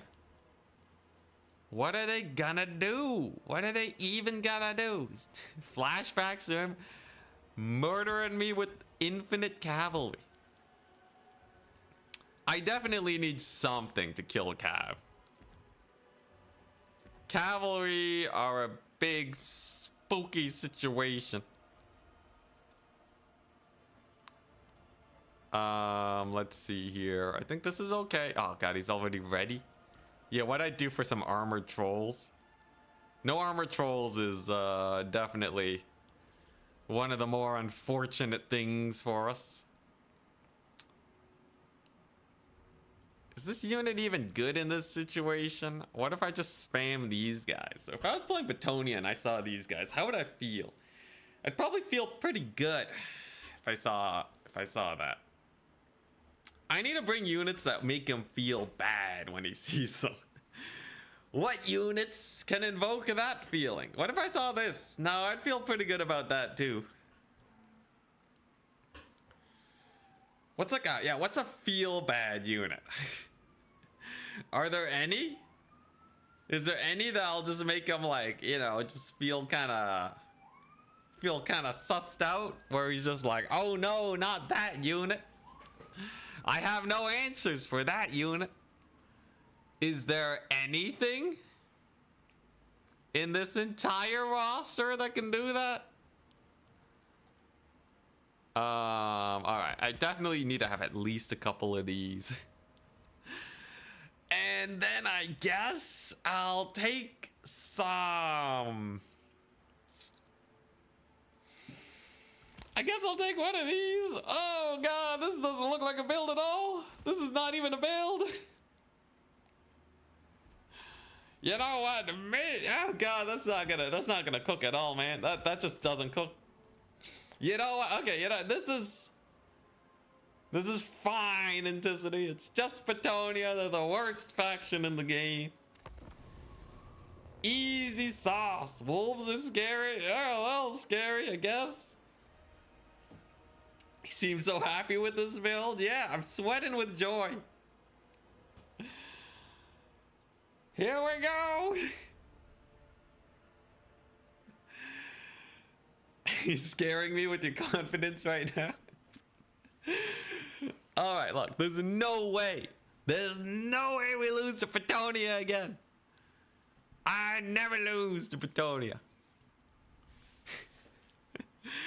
We'll be fine. We'll be fine. It's just a bunch of Frenchmen. Never been scared by French ever. Gulping because we know Bretonnia's OP. Yo, they've been crushing it recently. Alright, take a look-see. Marauders spam. Marauder champion spam. If he has a lot of trebuchets, we capture the points early. Bretonnia sucks for shielded infantry. Wolfric's on his horse. Caster. If he gets a Green Knight, we stick these guys on him. We also got Skyla and Fingrim. It's pretty cool. He has 17 units. He has a lot of units. But I should be, in theory, okay. Fimir got mildly buffed this patch, I think. So that's gonna help him out. I got the Maws of Savagery. Got a bunch of doggos in case the archer spams me. Got a lot of armor here, a lot of missile resist. Fimir are cool because they have a whopping 50% missile resist. Along with armor, they ain't gonna go down anytime soon. Burning Head is exclusively an archer killer unless we're trying to kill his front line. Wolfric does not have a sword because he doesn't want to fight most things that my opponent can bring here. These guys are kind of cool because they have terror. You know, based on... Do I want to capture this early? Because I might need to rush them, right? So maybe these guys will be here in case I need to tussle. You got this. Soft C. Skyla. What's soft C? What's a soft C? Never heard of that before. All right, here we go. So he has mounted yeomen. He has Alberic. Yeomen are not the worst. What's his magic choice though is the big question. So I just want to capture the points as fast as we can.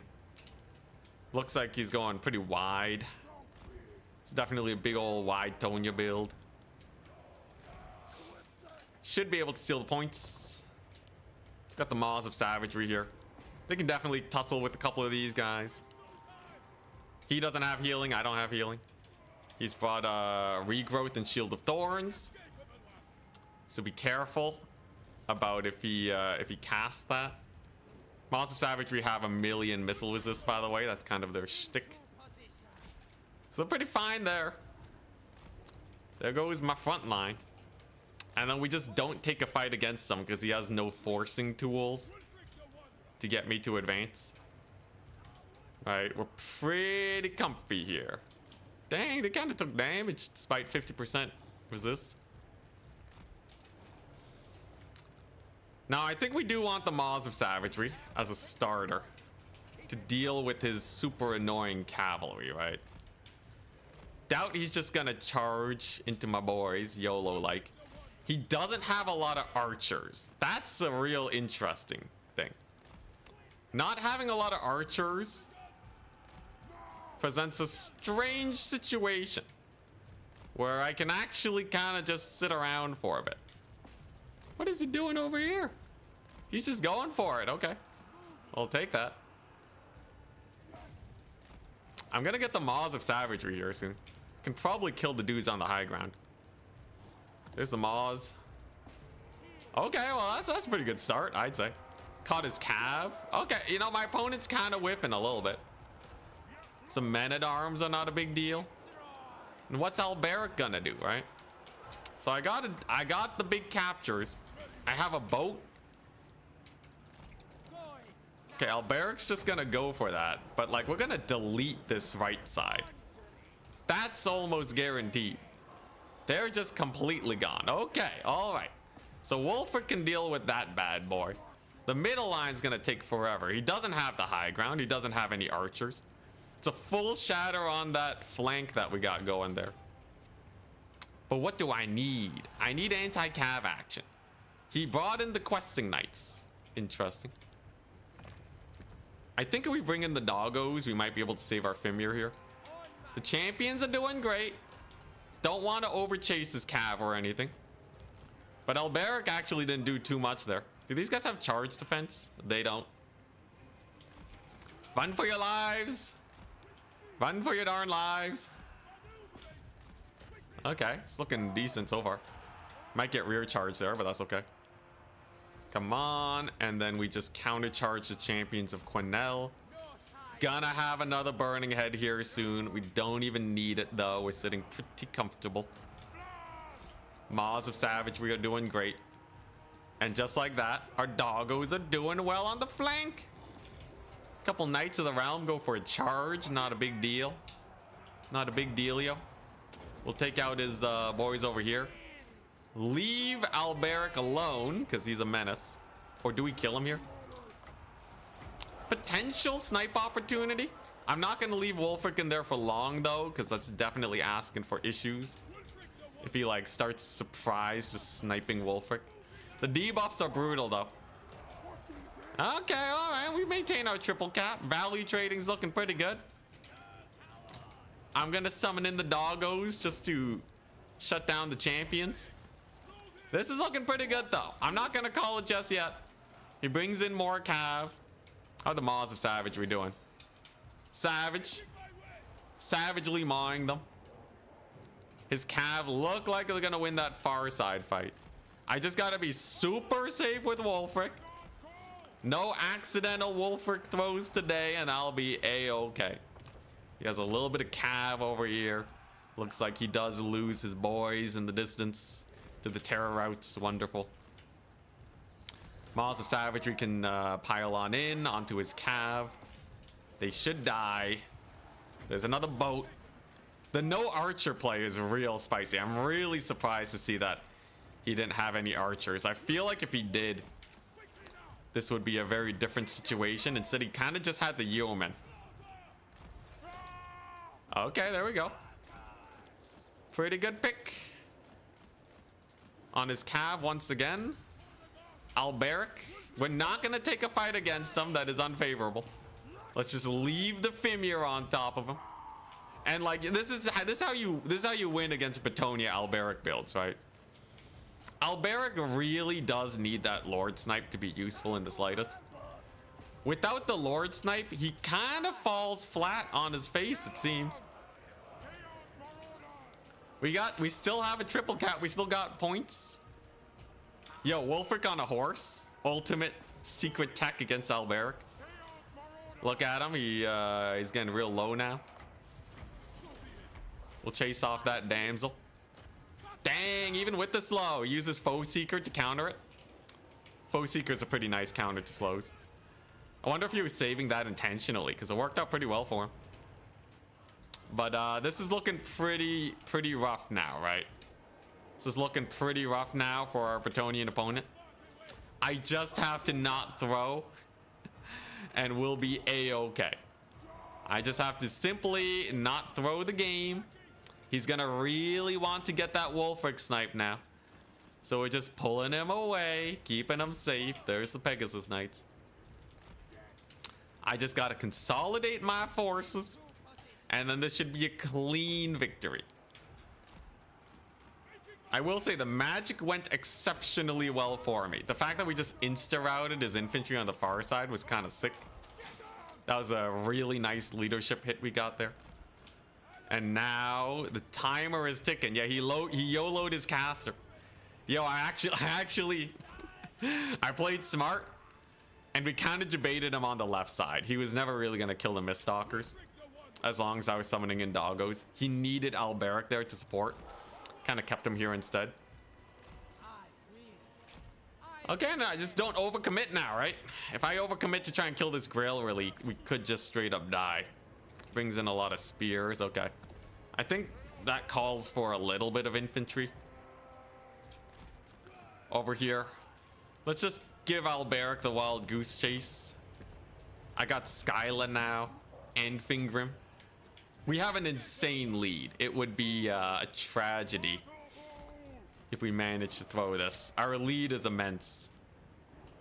He's trying to capture the point, and we're not going to let him take this one. Let's just charge in with the Marauders. Look, I have a boat and a Burning Head. And my Skin Wolves are doing fine. Skin Wolves can counter charge over here. Marauders are in business. It's a wonderful Burning Head opportunity. It's a wonderful boat opportunity. We ain't gonna miss that. Then we counter charge his flyers with the doggos.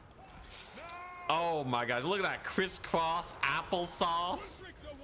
Yo, we got him with the crisscross, man. Yo, the AoE, he can't. He tried to out melee Norsca, and he got punished for it pretty hard. That was an amazing executioner attack over there. Then we can use Skyla to try and kill Alberic. Although remember, we usually want to ignore this bad boy. But Skyla's in pretty good health and not tired. Oh, he's not tired either. Forgot Alberic. Doesn't he have like perfect vigor or something? No, he doesn't. He just hasn't been fighting a lot. Crazy. So be it. Gotta keep my skin wolves alive. Summon in another Fimir, I guess. Skyla's doing great, especially with that cycle charge coming on up. Wolfric can handle the Alberic situation now, since he has his debuff. Pegasus Knights did rally, but look, he's triple capped. He's done for. Wolfric the Wizard, yeah. Wolfric with the sick Sea Fang heck casts.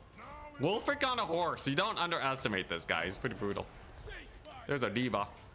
And just like that, Alberic without his ground support goes down. The cavalry was not enough. I did throw my caster though. Foolish I was to assume that he would do well. But we do pull out the win. Not a terrible match against Dr. Jellyfish. I think that was just a solid, you know, just outplaying him with the Cav micro and just getting so many picks with the Fimir and the dogs and all that. And he couldn't really tease out misplays from me because he didn't have any range units. He only had one peasant bowman in reserve that he didn't bring onto the battlefield. And 2 Yeoman archers are not going to get their value back quickly enough. Spellcasting went great. This guy got 1,200 value, but it was mostly for the mass routes. Combined with Sea Fang, everything's just going to route instantly. And as expected, without archer support, you can't really kill the Marauder Champion Corps. You need like, yeah, he had like nothing to kill them.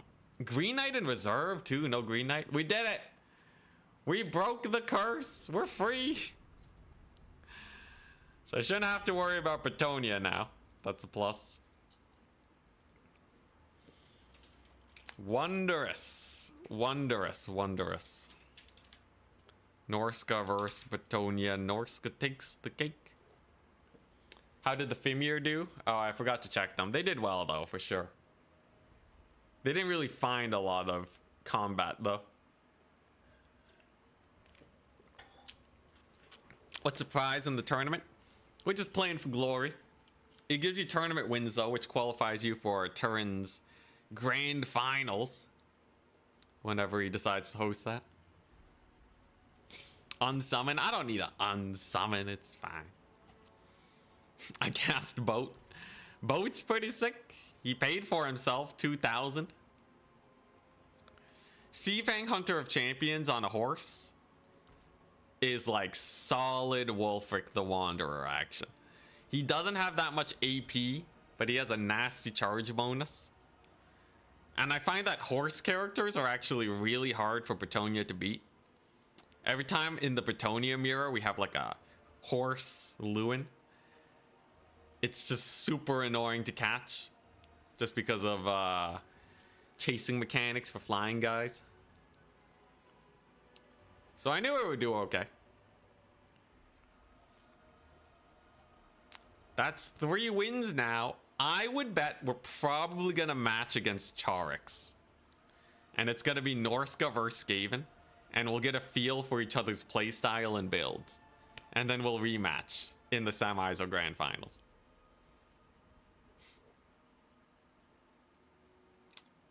The damsel forced Alberic through Fimir. Dang. Wait. Managing to force through Fimir and Alberic. Oh, yeah. The damsel routed in the wrong direction, didn't she?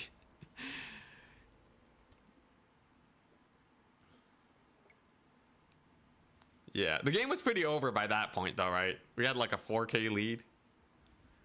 I think it was more so just not really having anything to kill these guys. I think I would assume you were ready for a way different build. Because, like, I don't think you even had foot squires, right? Also, yeah, the Fimir were going to be spooky versus the Green Knight. And he wouldn't have the DPS. Was something you never quite understood. How does bonus verse scale with weapon strength? It is a flat amount. So take a look at these Marauder Spearmen. They have bonus versus large 15. If they attack a large target, they will do 40 damage worth of weapon strength. And the damage split, AP to normal damage, is the same ratio as they have normally. So they normally have a, what? They normally have a 20% armor piercing damage. So 20% of that bonus versus large, that being 3 of the damage, goes to AP. Pretty straightforward, and then it's just a flat amount addition to melee attack when attacking those guys too. If you're looking at something like Throg, it's a little weirder, where his bonus versus large is just plus 28 damage, most of it AP. So his weapon strength doesn't go up that much, but he does a lot of damage anyways.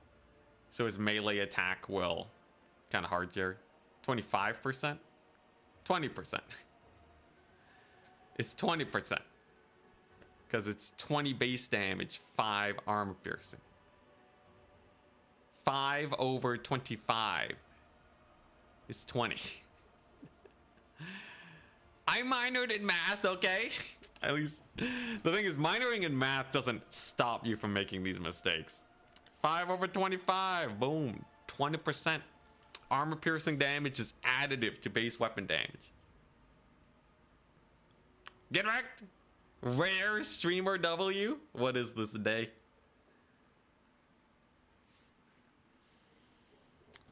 I'm always terrified of doing math. The misplays on the math are rapid and abound. It's like me trying to remember geography, man.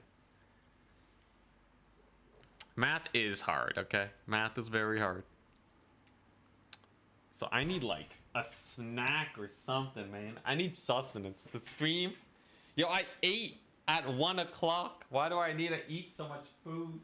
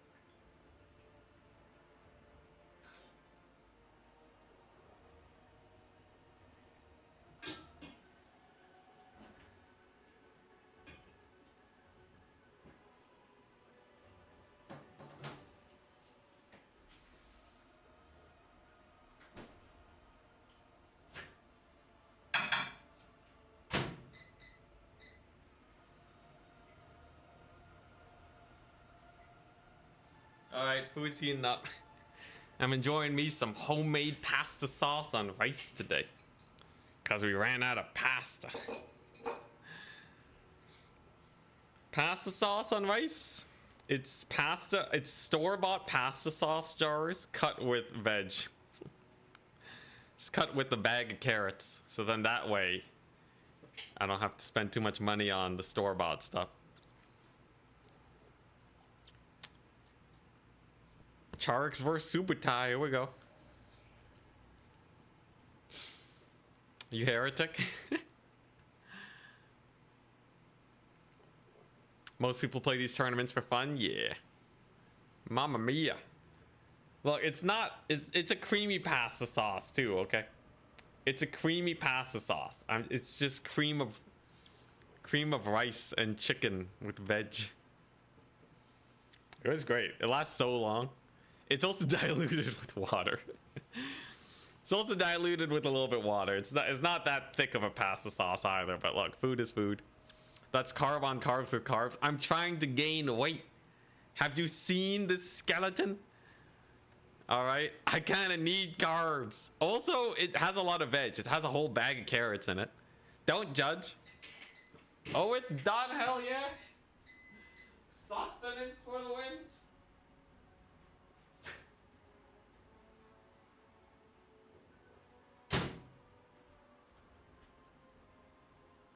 Oh yeah, we got that leftover rice. Oh yeah, look at that. Look at that. Intensity mukbang stream. Amazing. Got a little bit of veg there. Become greases. Hey, Mercy the Man with the raid. You showed up during my dinner break.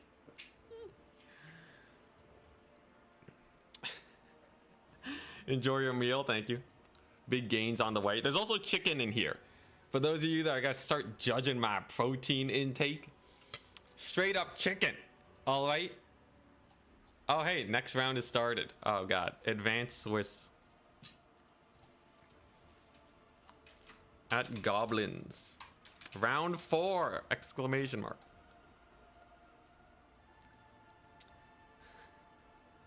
I can't believe my watered down pasta sauce isn't putting more meat on my bones. We had some, I found some discount ribs recently.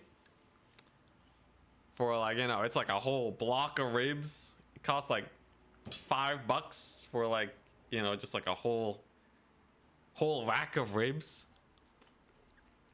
I'm gonna be enjoying that later. We're up against Hilden, okay. Who is this guy? Oh, Hilden. Again? I really thought I was gonna match against Charix. Is it because like my opponent points are really low or something? Well, if you win this, we're 4-0 in the tourney, which is fine with me. Oh, I gotta eat though, man. What was this guy playing?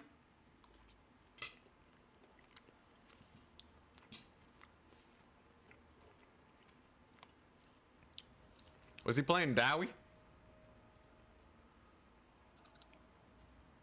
How is this food still cold, man? He was playing Dowie. Oh, God.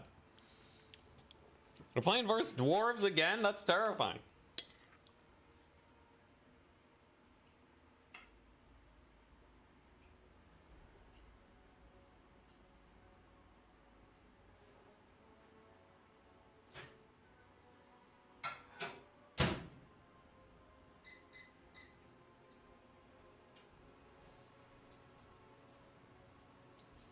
Look, assuming I can beat Dwarves again, I'll be fine. Yeah, I fought him before.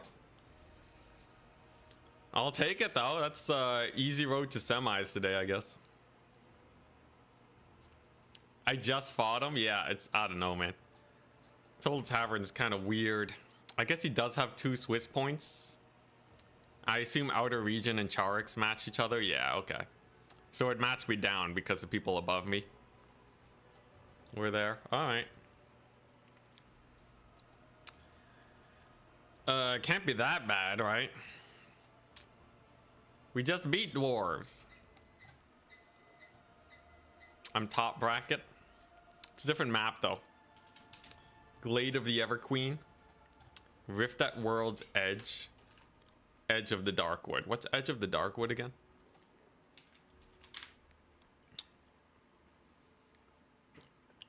Oh, these are all great maps for me. Shellband Glade.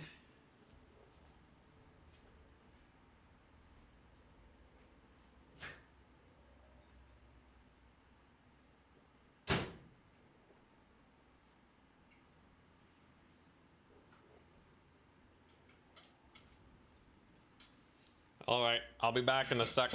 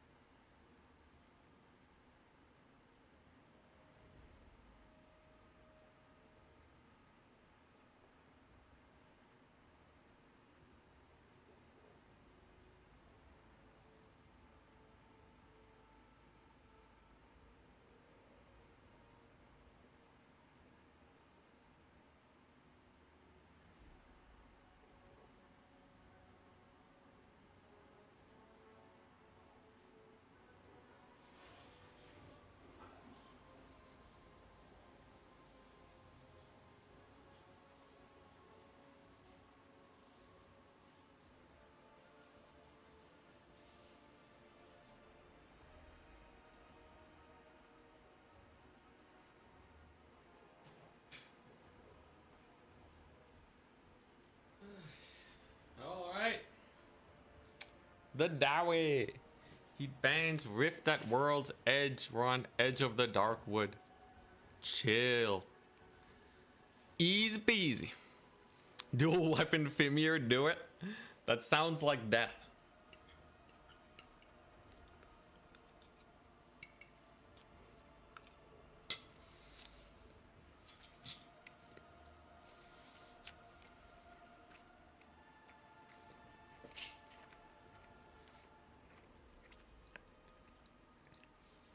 How's the domination matchmaking?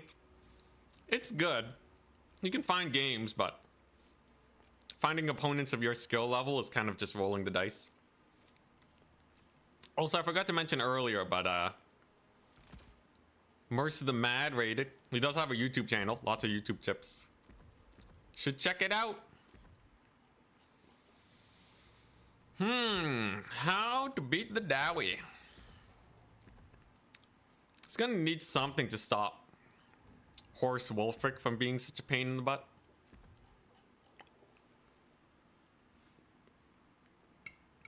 Well, this map is massive, by the way, so I don't know how he's gonna do it.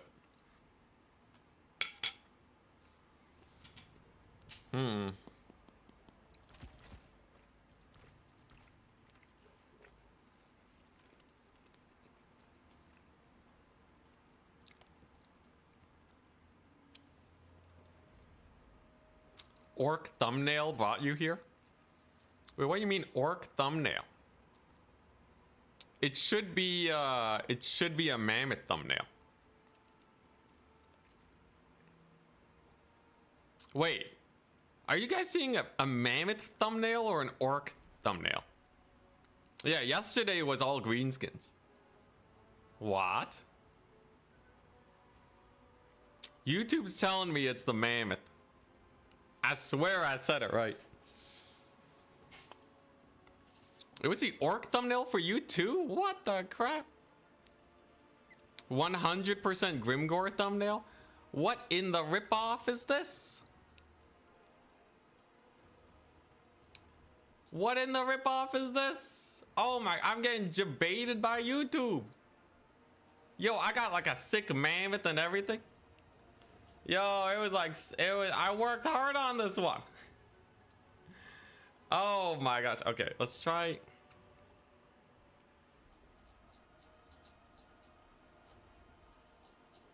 What the crap? Wait. Change the thumbnail. What the crap? Open. Yeah, you guys gotta let me know when it's off. This whole time, I thought I had the right one.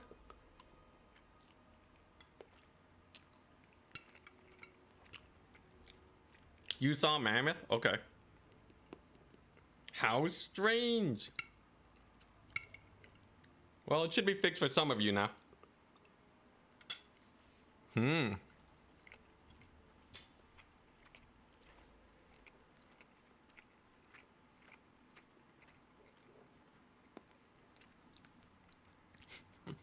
Even people on Twitch says it's mammoth? Okay. Weird. Well, should be fine for most people at least.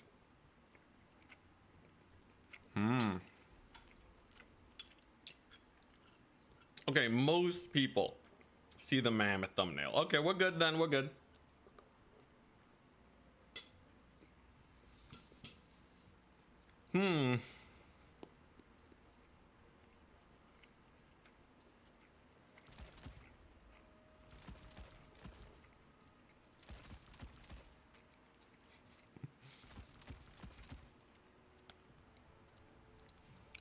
It's often weird.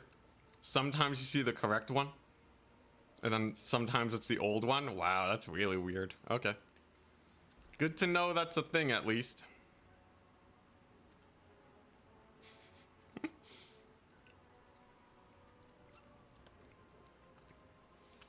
I wonder if he's gonna take a Thunder Barge this game. You guys think my opponent's just gonna go full barge? Full barge would be pretty insane, wouldn't it? Wouldn't it?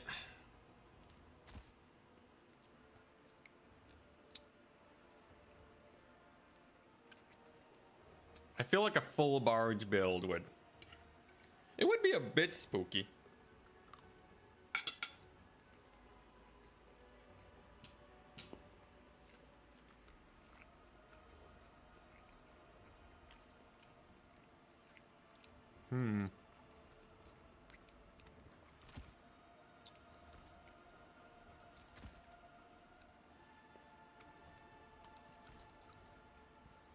It's kind of hard to get my money spent properly.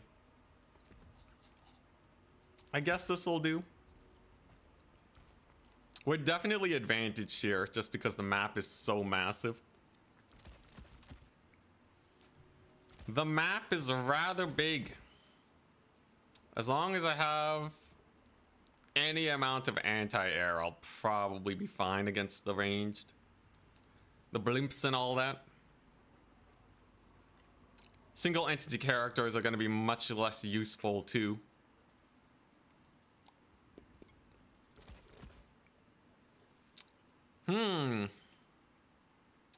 So I could take that just in case. Seems like a good enough build to me.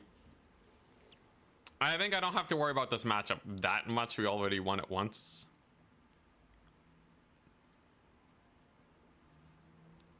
Sure. Excuse me, let's try it.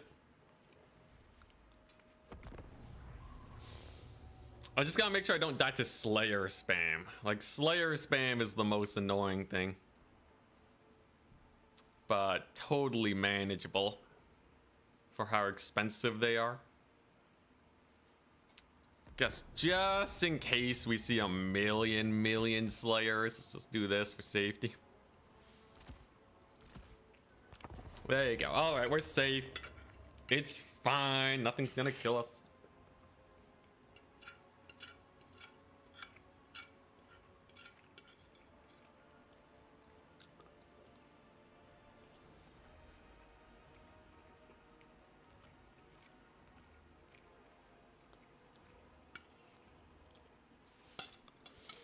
Yeah, javelin spam 100% dies to rangers and barges. If he goes for the barge, you just have to capture all the points.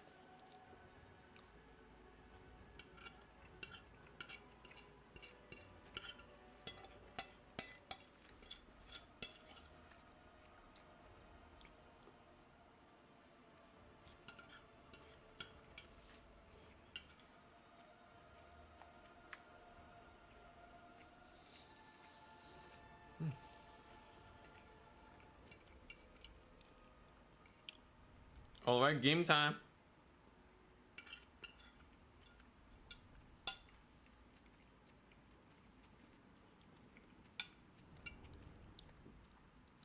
Man, there's some good pasta sauce on rice, guys. This is pretty nice. It's pretty nice. It has MSG in it. Yeah, I just put MSG in like a lot of my food. It's the only seasoning I need. Don't worry, I'm watching my intake.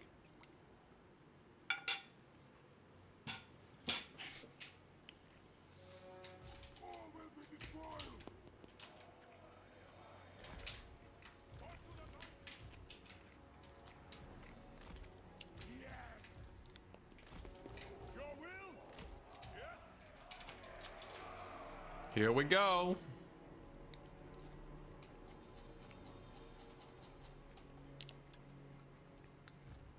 Simple build. Very similar to last time. Slightly less heavy on the marauders. And I have a dragon in case he goes full on air. How did dwarf player pick this map? All the maps in this fourth round are really big.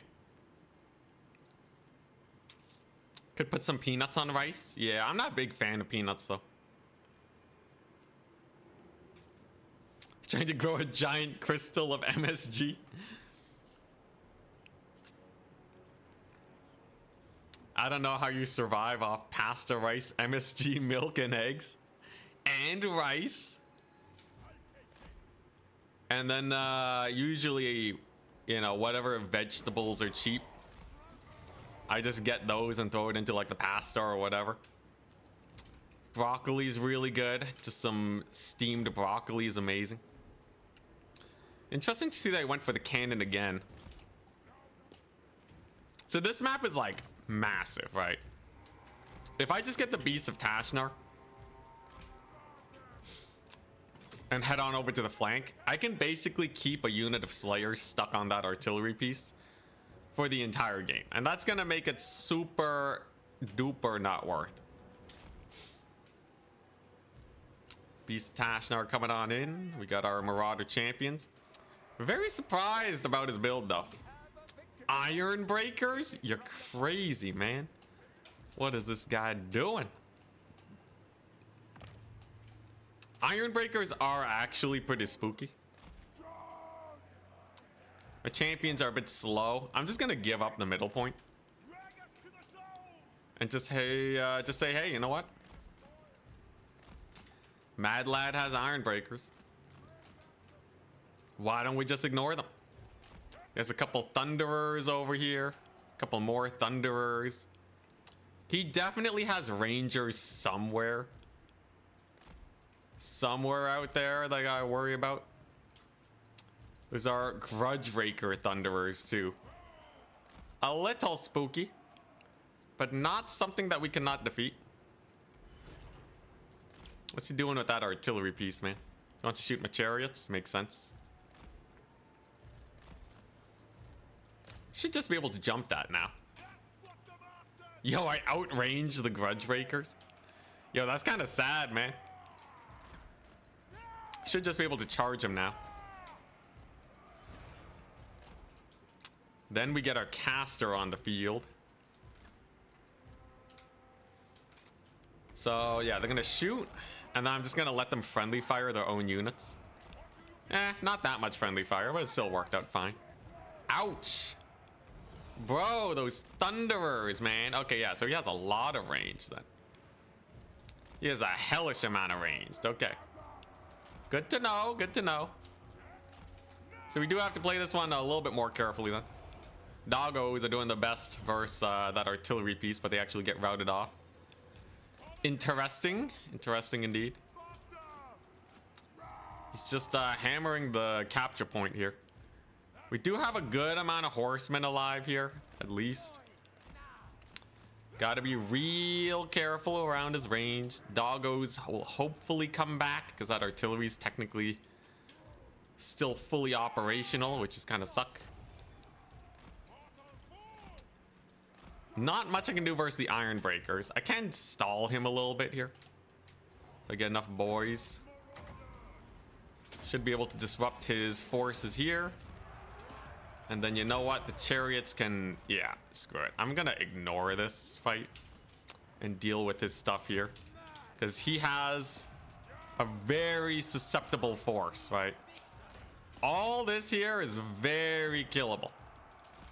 With what I got going here. He has one cannon to stop me from getting too much work in. Because most of his range was actually around the cannon. Let's try and keep it safe. So I should be okay just doing this. Got to be a little careful with my caster, yes. But yeah, should be mostly fine. This guy's gonna stop moving so they can shoot. Chariots have done great. Oh, he's turning lengthwise. Okay. Which way are you gonna go, son? I know he has more stealth units nearby, so I don't really want to deal with that. Not just yet. We're just kind of playing the two cap as it stands. Marauder spam into the horizon to steal that capture point. Wolfric's gotta stay safe. One bad move and he's a dead man. There's the gyro bomber. Makes sense. Okay, but we got a solid bombardment. He's a little slowed right now from the flyers, but overall it's okay. His Iron Breakers have used most of their ammunition. Whoa, that's a little painful. He's probably gonna retarget onto that Manticore soon if I'm not careful here. So I gotta start committing more forces. Let's see. Trolls can get in there. I should be able to triple cap him soon, but dang, he takes out my my boy. Getting the dodge in against those, yeah, these guys. The Grim Delvers. Don't want them there. It's a little spooky. Admittedly. I should be able to take out his middle point pretty easily, though. He's taking his sweet time, too, right? With actually securing points. So I should just be able to win by tickets, even though we are obviously a little behind on the value trading. He went real heavy on the range, and he's about to get captured again. And a triple cap in this situation is definitely a little bit on the more sus side. Go, my chariots, disrupt them. Stall. With the power of stall invested in me. Wolfric just took 1,000,000 damage. What the crap? Was that the cannons? I think it was the cannons. Dodge it. Ouch. Okay, so Wolfric took a little bit of damage. Took a little bit of heat. Kind of unfortunate. I do have my doggos here, though. I got more trolls. There's no way he takes this point back from me, either. So as long as we just kind of sit on this triple cap and leave Wolfric miles away from anything that could potentially kill him, I think we'll probably be fine. I got a lot of marauders here. It's gonna take you ages to clear them out, even with the gyro bomber. Okay, doggos. This one's on you. Sneaky doggos. Summons in a unit of blasting charges. Okay. Ouch. Well, he's not capturing the point anytime soon, I guess. Yeah, he's trying to line up for the bombing run. Wolfric actually ran too, which is kind of spooky. But can he deal with the triple cap? Like, this is a very hunkered down triple cap we got going on. I might even get to pull his forces in to try and defend his artillery piece, if we're lucky. Okay. Whoa, those Grim Delvers, man. Them Grim Delvers are kind of spice. Okay, Wolfric rallies. We're good. We're good. We're good. All right. So all I gotta do is just stall now, right? We have the triple cap. Wolfric is barely holding on by a string. I have 1,000 tickets. It's gonna be a close one. It's gonna be way closer than I hope it is going to be. Especially because now he has the middle point. Yeah, it's gonna be a little sus. Now, we gotta re-secure a capture point. That's kind of the big spooky right now. Oh god, alright. I gotta take a capture point from him? That's not good. I see. I may have played too aggressive this game. I may have very well played too aggressive. That's not good. Yeah, yo, his Thunderers were cooking, man. His Thunderers were really cooking today. Alright, so I gotta de-summon these guys. Here's the thing. If I can just steal a point for even a second, it's gonna be pretty sus for him. He doesn't have to take this point back, though, which is definitely a big luxury on his part. No, wait, no, he does have to. Yeah, we win on 1 point, so I should be okay. He brings in the Slayers. Okay, it's fine. Just kind of amassing my forces on the flank here. I do have 2 chariots. Yeah, so I'm just gonna bring in the chariot boys over here. We'll go through the woods. Wolfric is running for his life right now. Oh god. He's fine, he's fine. 2 leadership and a dream. Alright. So I should be able to just take the center, right? He's bringing in a couple people. I can threaten the center too. I have doggos. The thing is, I'm gonna have to hold this for an incredibly long time to get anywhere. And he's already making his way to the point.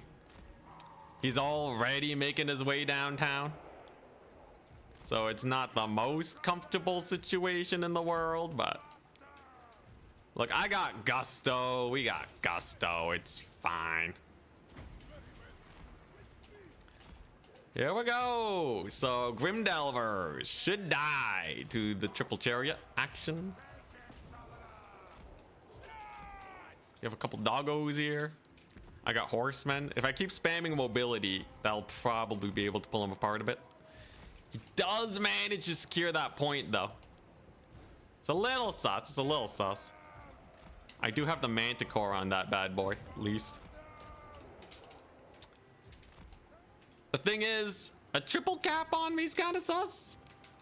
It's kind of sus, admittedly. And I got like no units left, man. You have to hold for like forever. It's kind of bad, I would say. I would say kind of bad. Chariots are doing fine at least, but like his hero squad are a pain in the butt. Kind of spooky, kind of spooky. This is bad. If I lose to him, I don't think I have the opponent points to even make it to the finals.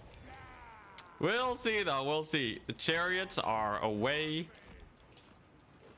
Man, I really didn't expect the Thunderers to be such a pain in the butt. I'm used to them not doing too much. But they definitely cooked up hard today. Looks like I should be able to rout off his Thunderers at least. I got another Marauder Horseman. He does still have the triple cap. I am aware. Does have a whack load of Slayers, but I should be able to at least secure a singular point. Starting now.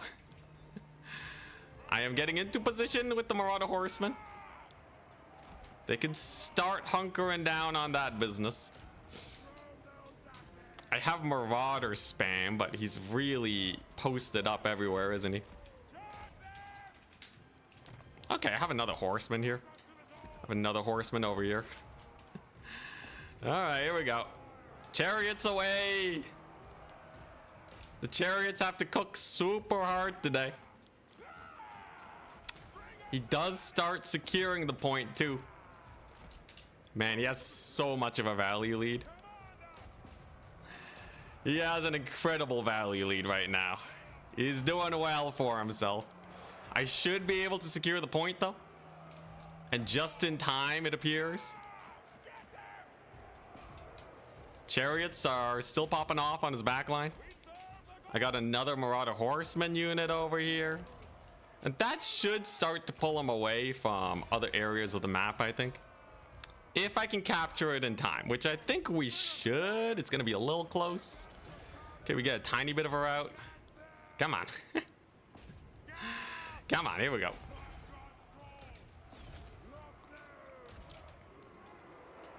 Let's see here. All right, you know what? I need my caster back. He hasn't found Wolfric either. I think he thinks Wolfric routed off the map. Okay, we don't win on a single cap though. So that's the big doozy, right? I need to get a double cap now. Oh God. All right, here we go. We barely don't win on a single cap.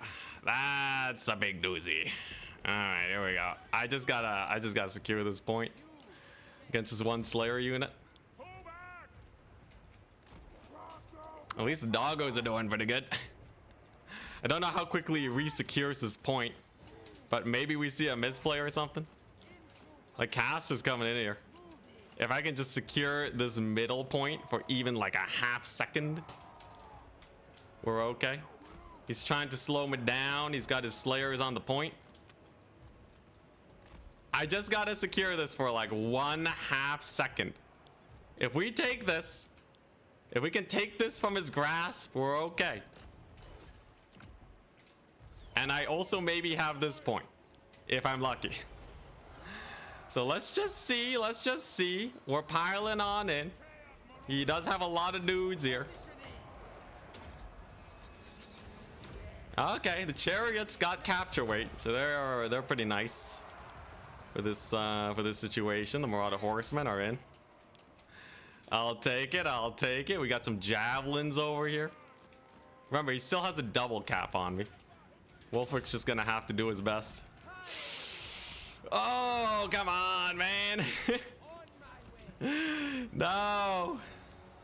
Yo, I goofed it, man. I goofed it. I played way too aggressively with my guys. I thought it was gonna be fine, and then we goofed it, man. I goofed it so hard. I didn't need to dive his backline at all, man. I could have just sat on my 2 points. Could have just sat comfy, guys. No. It's over. Oh my god. The Dowie revenge, dude. I don't even know if I'm making it to semis after that. Oh my gosh. This matchup, man. Knife's edge it is. I should have just killed his iron breakers at the start of the game. Ah. Gee, well played. Oh man. That's brutal. Yeah, Monkey Brain took over. If I had just killed his iron breakers instead of going for the back line, we would have won it. Gyro Bomber, of course, as usual, got a lot of value. But yeah, I just walked into his guns. That was a silly maneuver. It was a silly maneuver. I think, honestly, I might even just want Wolfric on a horse and get more chariots. I feel like more chariots would have done really well there. And the doggo losses early on were really rough, too. The trolls were terrible. I hated the trolls. The trolls got no leadership, man. I believed in you, trolls. Brutality. Well, let's see if we make it. That annihilates my opponent's score. Oh, we were doing so well. We were doing so well. Oh, I got knocked out. What a ripoff. Oh, man. That's what I get, though. That's what I get for losing to Dowie. Well, it's Hilidin with... He got to semis. Oh my gosh, he got to semis with Dwarves. All right, well, we got to watch his game then. Dang. Yeah, I just got way too aggressive there. That was definitely just a gameplay misplay more than a Norsca problem. Such is life. He brought a lot of guns, and I just kind of tried to jump him when I shouldn't have. Let's see here. So the top 4 is up. And we move on. Oh, man. That's so brutal. That's so brutal. I had it, man. I had it. That game was still close despite the throws, too. All right, we'll watch this game, see how it goes. At Outer Region, I'll spec this game at Opal versus at Charix. Dang, yo, I goofed. I goofed so hard, man. I can't believe I goofed so hard. That was supposed to be an easy win, man. The Iron Breakers were completely undefended. Also, the trolls were so trash. Oh. Alright, well. At least he made it to semis. So the defeat was worth. If Dwarves win this, that would be crazy. I don't think they're gonna win versus Skaven, though. Against Opal Bear Black? Well, okay, let's see. Against Outer Region. What's Outer Region playing?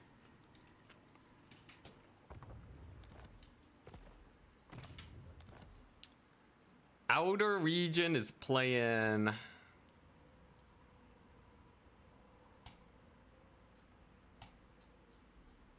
What's he playing? Where's he at? Outer Region is playing Vampire accounts versus Dowie. Oh, interesting. All right. The Vampire, slow and steady. All right.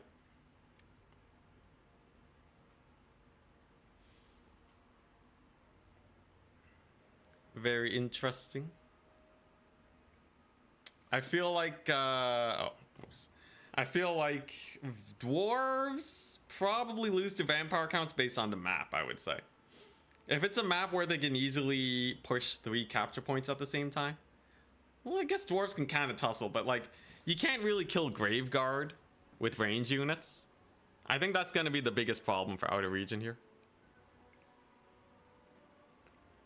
As a Warhammer community, going pretty strong. We got a lot of high-level players here.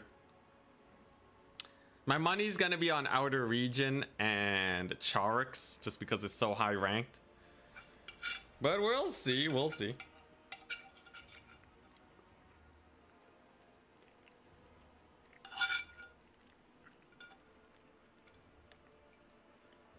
Are vampire counts kiteable? Yes, but dwarves can't kite. Their range units don't do damage while they're running away from Graveguard. So he's just gonna need to uptrade. Which can be hard. I think his biggest out is probably that same range build again.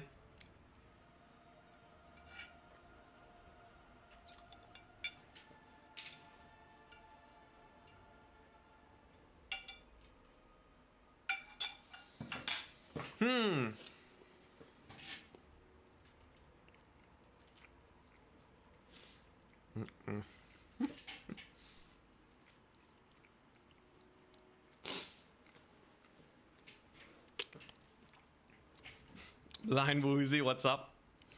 Yo, we lost. We lost to dwarves.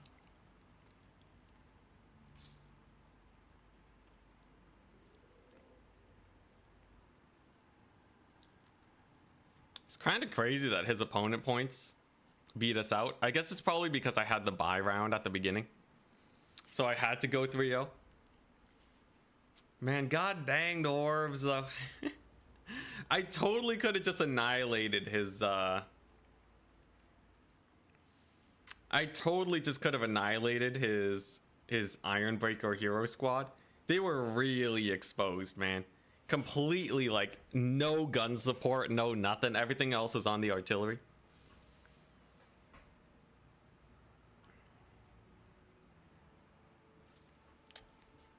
Man, we've been 3-1-ing it a lot lately. Maybe tomorrow. I'm not supposed to look at the builds. Maybe tomorrow I'll play Ogre Kingdoms. Maybe I'll get back on the Ogre Kingdom train. I put myself in enough pain. No one's actually getting to the finals with Ogre Kingdoms.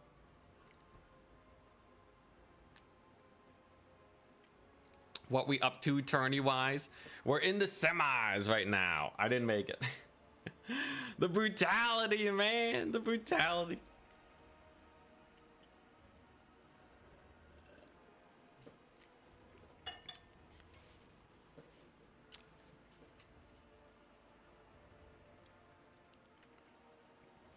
Grease's grind. Tomb Kings win. Ooh. I haven't played Tomb Kings much. Yo, 3-1 though. 3-1 no semis is like the eternal curse. We did make it once though. I think, what was it with Skaven? You played Double Mammoth? I didn't play Double Mammoth. I just YOLO'd into a gun line when I shouldn't have.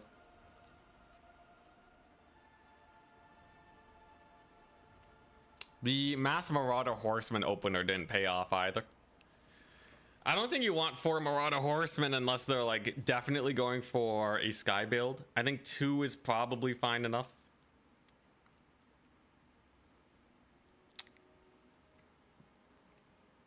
We'll get them next time. How many times did you lose your lord today? Actually, I don't think I lost my lord once. I almost lost him in the last game though. But yeah, we lost everyone else though. We lost our hero caster. We lost my doggos twice.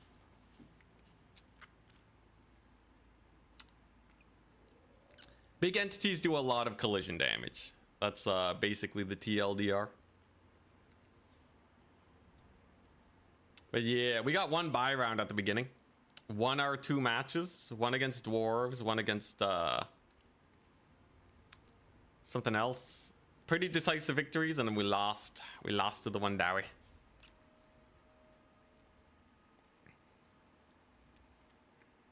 Yeah, Wolfric fleeing into the forest. Sometimes it's on my command. Sometimes it's his fault. But can Outer Region defeat the Dowie? I think Wolfric on a horse is where it's at. I think him on a horse is good enough to tussle. And then you just spam chariots versus dwarves. Putting Wolfric on a chariot makes him a lot more sus. That's making a lot more sense to me now.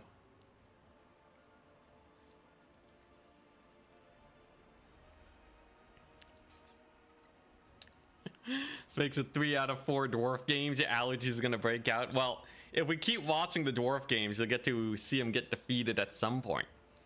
Unless they win the tournament. If Charix manages to lose as Skaven, it's over. Here's the thing though, Charix guaranteed wins a Skaven game into dwarves, which means that he will actually be able to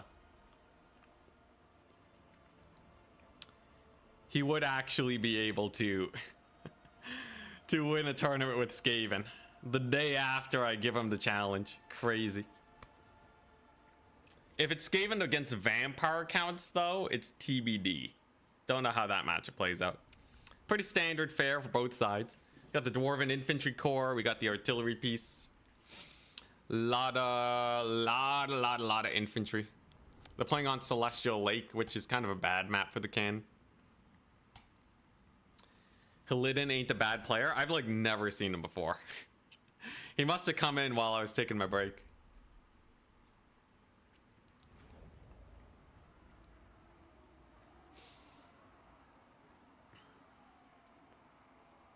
All right, what are we looking at? Pretty standard fare. He has 2 slows, 2 runes of wrath and ruin. He likes going for his hero core because they can hunker down on a point. Not a lot of range in this army though, but also not a lot of graveguard for the vampire counts. Big flank of crypt ghouls, 2 corpse carts of healing, 2 white kings with scab scrath, which is pretty good versus light infantry. Excuse me, Heinrich Kemmler with a lot of heals. The dwarf only has 12 units. So if I was a dwarf player, I'd be really worried about a DPS struggle here. He's severely lacking in damage per second. He does have a Thane just for raw capture weight. Interesting. Let's see how this goes. No Felix either. Though vampire counts don't have any Lord Snipe capabilities, so didn't need Felix. Overall, there's pros and cons for both sides. You can see the units during deployment while we're spectating. So yes. Let's see here. Warriors of Dragonfire Pass. They're pretty cool. They got anti-infantry. So while he doesn't have a lot of range, he has a lot of fairly high DPS infantry. You know, the Longbeards are pretty cool. 30 melee attack. You know, they can just grind into zombies the whole battle. And I suppose he's trying to use Rune of Wrath and Ruin to spam them down. A lot of these great weapons is to deal with stuff like Graveguard. Well, we got a cannon over here. The cannon's an interesting pick. I wonder if it's going to be able to kill the corpse carts. If it can, that's plus. Crypt Ghoul flank commences. Play Dowie now as punishment. I want to play Dowie. Oh wait, didn't I say that if I had lost with Dowie I'd play them? That was yesterday though. Today's a different day. Kemmler taking the capture point. Yeah, I really want to play Ogre Kingdoms again, man. That was fun. Ogre Kingdoms were great. Cannonballs hit Heinrich out of region with the misplay on the Dodgerinos.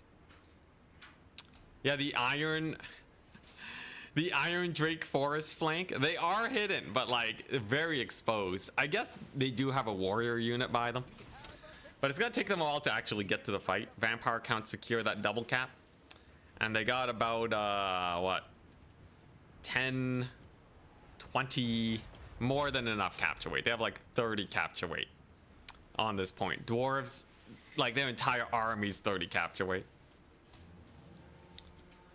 So I don't think anything too crazy is gonna go there.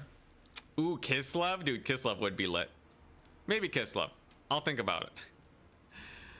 A little bit of, yep, there's the double Wrath and Ruin on the Skeleton Warriors.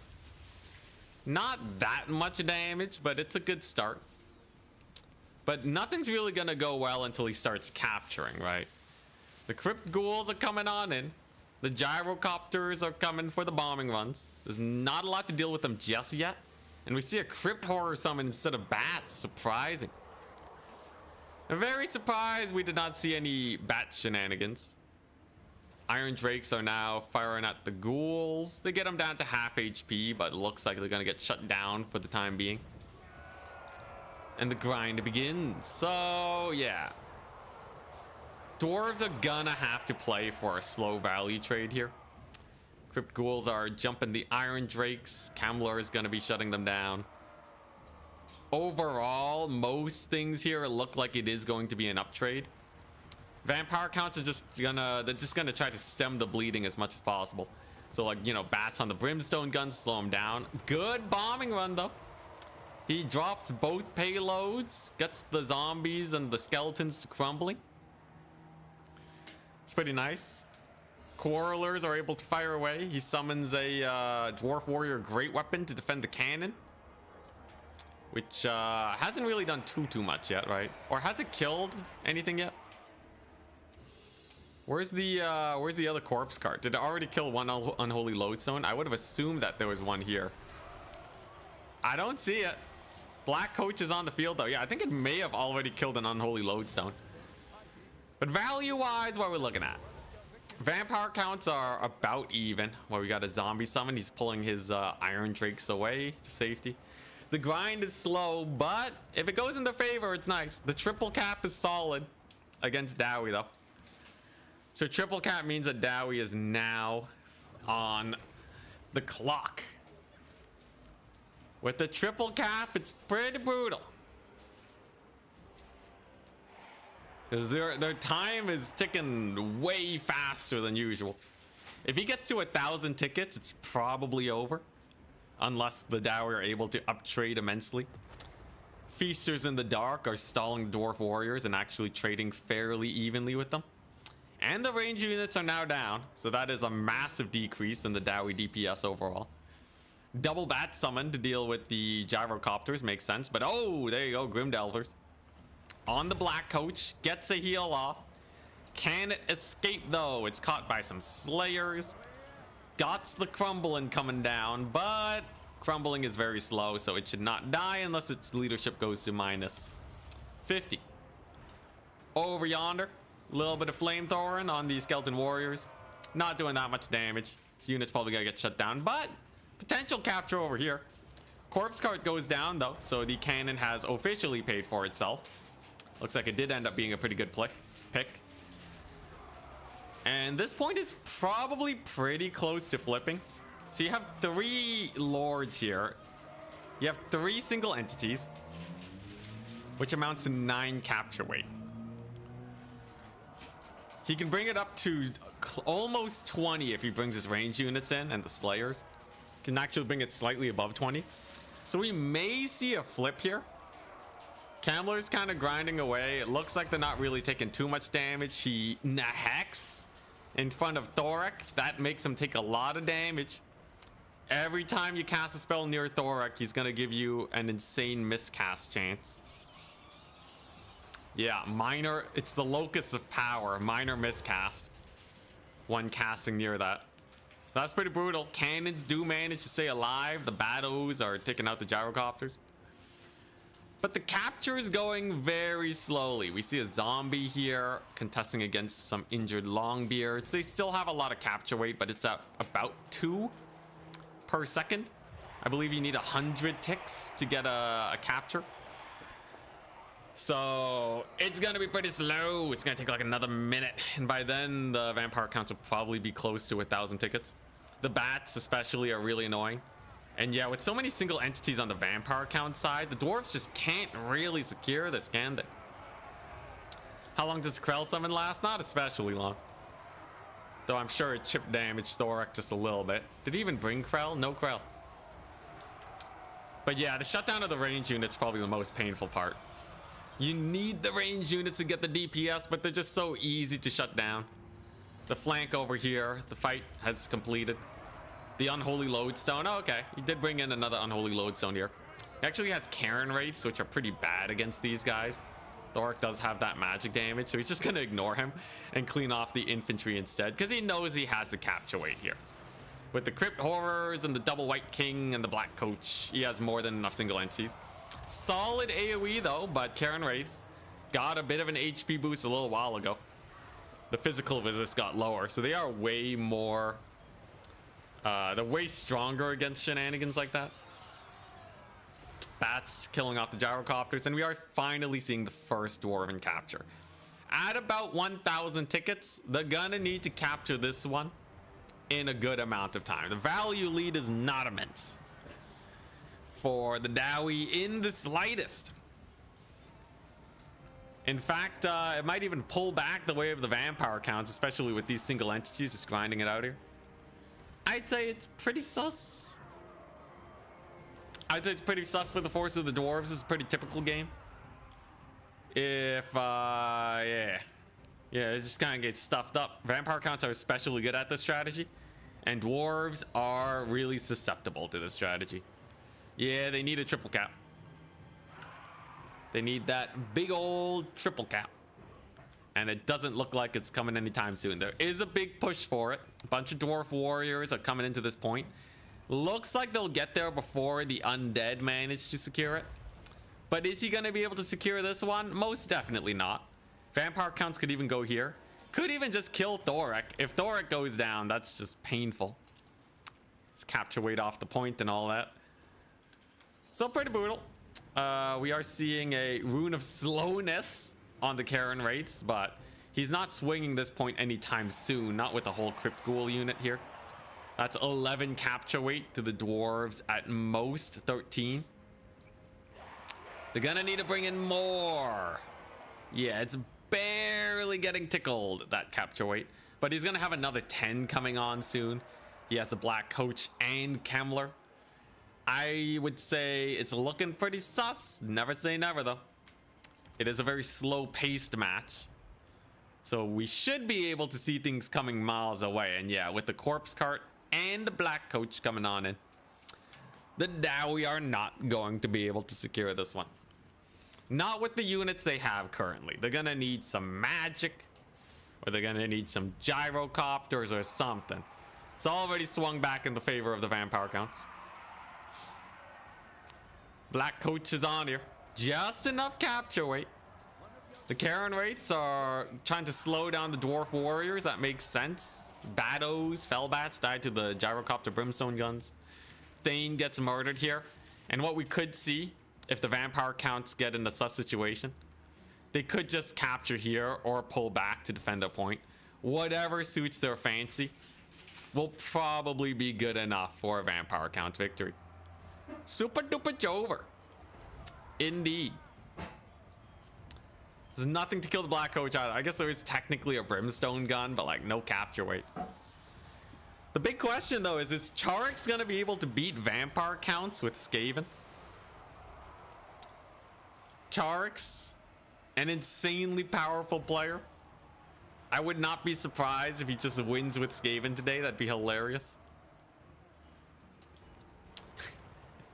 Okay, Decay, that's just rude, man. That's just rude. You don't gotta do me dirty like that. I already beat Dowie once. It's not even like funny rude. Okay, maybe it's funny to some people, but come on, man. I got one win. Gyrocopters are super dead. Yo, what if he brought a Thunder Barge this game? There's no way. Anyways, yeah, it's good. It's good. What? We got a little bit of an AoE. We got, what? Yeah, it's just over, right? Is the double cap? It's just done for. Yeah, I won the first round. All right, the only thing, look, with the play style I did, let's be real. The thing that was gonna kill me was always myself. I just gotta stop YOLOing units, man. The unit YOLO, what was I thinking? All right, Fellbats, yeah, it's super Joe. It's like 10 times Jover. They win on like 0 capture points, even if the dwarves capture everything. Vampire counts are probably gonna recapture by value. Ripperinos. Yeah, I'm really excited for an outer region versus Charix finals, though. Charix has some good matches. Didn't I win all my matches? No, I lost the last one. I lost the last one to Halidin. Because he bought a mass range build. I played way too aggressively into it, and then we barely lost. The sad part is that we barely lost. I would have won on a single cap at one point. Which means that I could have just played a little bit more defensively, but such is life. Sometimes you make misplays. It's the consistency I gotta work on. When I'm playing at peak performance, I can stand up to the best of the best. But my peak performance is rare indeed. But yeah. Dwarf build was just, you know, a standard dwarf build. Vampire counts was the standard counterplay to dwarves. He wasn't super wide. He didn't really have any answer to this. Ended up just being a build victory, it seems.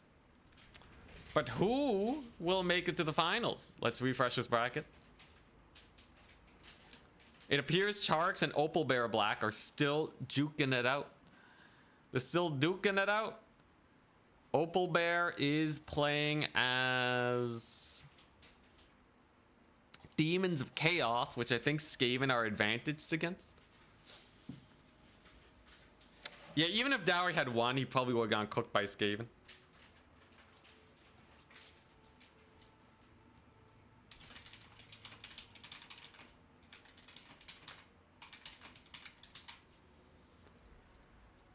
Let's see. I'm expecting Charix to win against Opal Bear. Charix is a beast.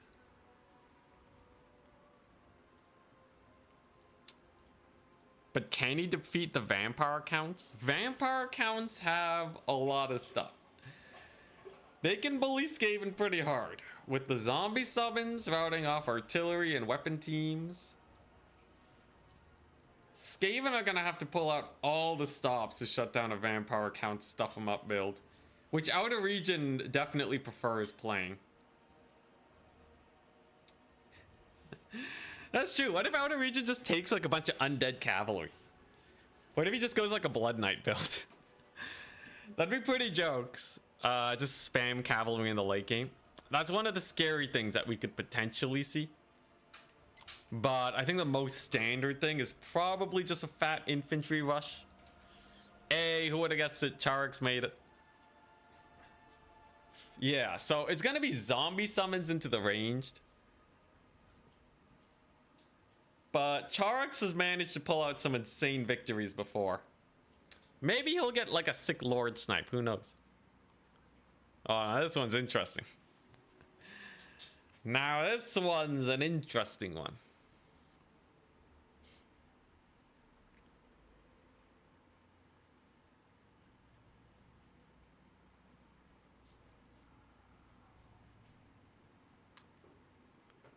Here we go. On Itza? No. On a free-for-all battle? No. On Clash of Chaos? Oh, you guys aren't seeing this right now. They're like cycling through the maps right now, trying to find the right thing. On Itza. Interesting. Skaven need to lock in for sure. But Charix is like always locked in, so like I think it's fine. I would put like 60% chance on Charix winning this. He's a beast of a player. Imagine how much better Norsca would be with Black Knights. Oh my gosh, that would be insane. Honestly, I was so ready to fight Skaven. There's always a chance that you make a misplay though and you get murdered. Vampire counts would have been an interesting matchup. Might be bad for Norsca. Playing against vampire counts depends on the build, I think.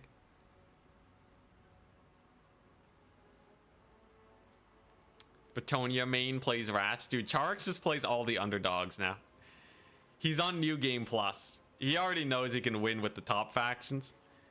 Like, he's not gonna whip out Wood Elves. Alright. He's totally fine without Wood Elves. He's playing High Elves, Skaven, Bretonnia. Imagine how much better Norsca would be if they weren't the abandoned faction. Hey, they dodge a lot of nerfs. And they just kind of get tiny buffs over time. So that's pretty cool. Yeah, first Bretonnia, now Skaven. I'm ready for this. It's gonna be difficult though. it might just come down to a build victory. Because vampire counts versus Skaven is definitely advantage. But Charx always wins his underdog battles. Don't know how the Norsca versus vampire counts grind goes. Marauder champions and berserkers are really choppy. Yeah, so like, if they go for a stuff 'em up style, and Norsca goes for a DPS infantry style, Norsca wins outright. The berserkers are insanely high DPS. And you can use your skin wolves to catch crypt horrors and the like. But the vampire counts, I believe, would do a lot better just going for cav styles like blood knights. And that means Norsca probably has to get like the ROR skin wolves, which means that they have less infantry. So stuff 'em up styles are slightly stronger. There's a bit of back and forth. There's the whole shenanigans with Marauder horsemen killing off key targets like a Mortis engine. Bats to counterplay that. There's a couple builds and a lot of counterplay in that matchup. I think it's a very fun one. That's why I wish I could have made it to semis, but I had to make the misplay. I gotta work on that consistency. I haven't played enough rush factions. I'm too aggressive when I kite. And I'm too aggressive when I rush. So I just have to tone down the aggression, right? I just have to play way, way more passively. And I'll probably be a better player. Seems reasonable enough.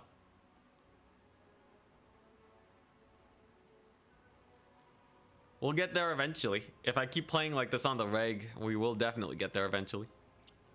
Then play Dark Elves. You're very consistent at throwing my stuff.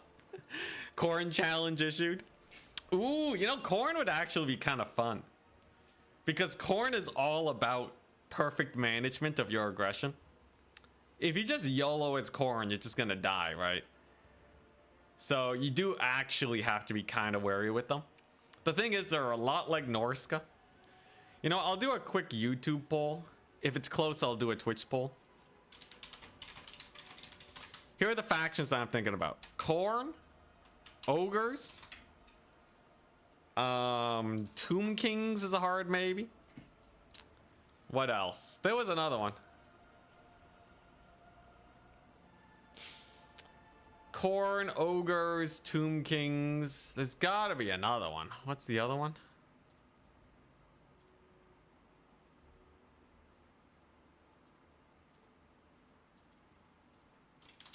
Who next? Khorne, Tomb Kings, Ogres, Kislev. Yeah, Kislev. All right, polls up. Place your votes for the next one that we'll be trying out. I feel like Kislev is pretty fun. Khorne would be pretty fun. Ogres is just so I can get a win. Ogres is just because I want to play an OP faction. Tzeentch. Ooh, maybe Tzeentch. Ooh, it's toss-up. Toss-up between Khorne and Tomb Kings. If it's not 50%, then we do cascading vote. Seems like mostly Khorne and Tomb Kings are taking the lead. Kislev sounds fun. Khorne and Kislev very, very close. Tomb Kings slightly behind. Charx is still cooking. Ooh, a couple more votes for Kislev, though. If we see enough votes for Kislev, then we just play Kislev. Whoa, Tomb King's kind of close. No one wants to watch Ogres? I hate you all. Alright, understandable. I guess, you know, if Charx can win with Skaven, I should be able to win with Khorne, Tomb Kings, or Kislev. At least the medium dog factions should be doable. Seems like a big toss-up, though. Tomb Kings does take the lead, though it be very close. Ooh, it's so close, man. It's so close. All right, I'm gonna stop it at 70 votes. It seems like you guys just want to play, you want me to play all the factions I haven't been playing. Makes sense. Yo, this is the one time your vote matters, okay? Okay, no, actually, do vote in your elections, but It will matter more than usual this time, just for a smaller issue. Corn with a minor lead. It only takes like 1 or 2 votes for Tomb Kings to take the lead. Giselle spam. Double Giselle. Interesting. Oh, that's true. That's true. We also get a vote for the Twitch then. Okay. All right. It's too close. It's too close. You know what? I'm gonna slash poll. So right now, Twitch. Who next? Question mark. Right now, Tomb Kings is in the lead with 39%, 77 votes. Korn and Kislev. Is that Snickage? Is it Snickage? Holy crap, it's Snickage. Crazy. So he is going for the Lord Snipe. Okay, Twitch. If you can get enough of a landslide in one direction, it settles it. But Tomb King's got a solid 77 times 0.32. Yeah, they got like, what, 24, 25 votes for Tomb Kings? God dang, it's close, man. It's really close. Yo, that's crazy, though. Snickage, are you insane? Interesting army formation as Skaven. It's because there's not a big deployment zone on Itza. So he's trying to cap here. If Snickage just dies to a black coach, that would be very uneventful. Couple more for Kislev. Yo, that's the closest vote ever, man. Yo, the Twitch chat didn't do anything. I think Tomb Kings still take the win though. Twitch chat was basically even spread with 1 extra vote for Kislev. I think that means it's Tomb Kings. Tomb Kings next. Oh boy. I am allowed to take the kitty cat, so that's pretty hype. Tomb Kings kitty cats.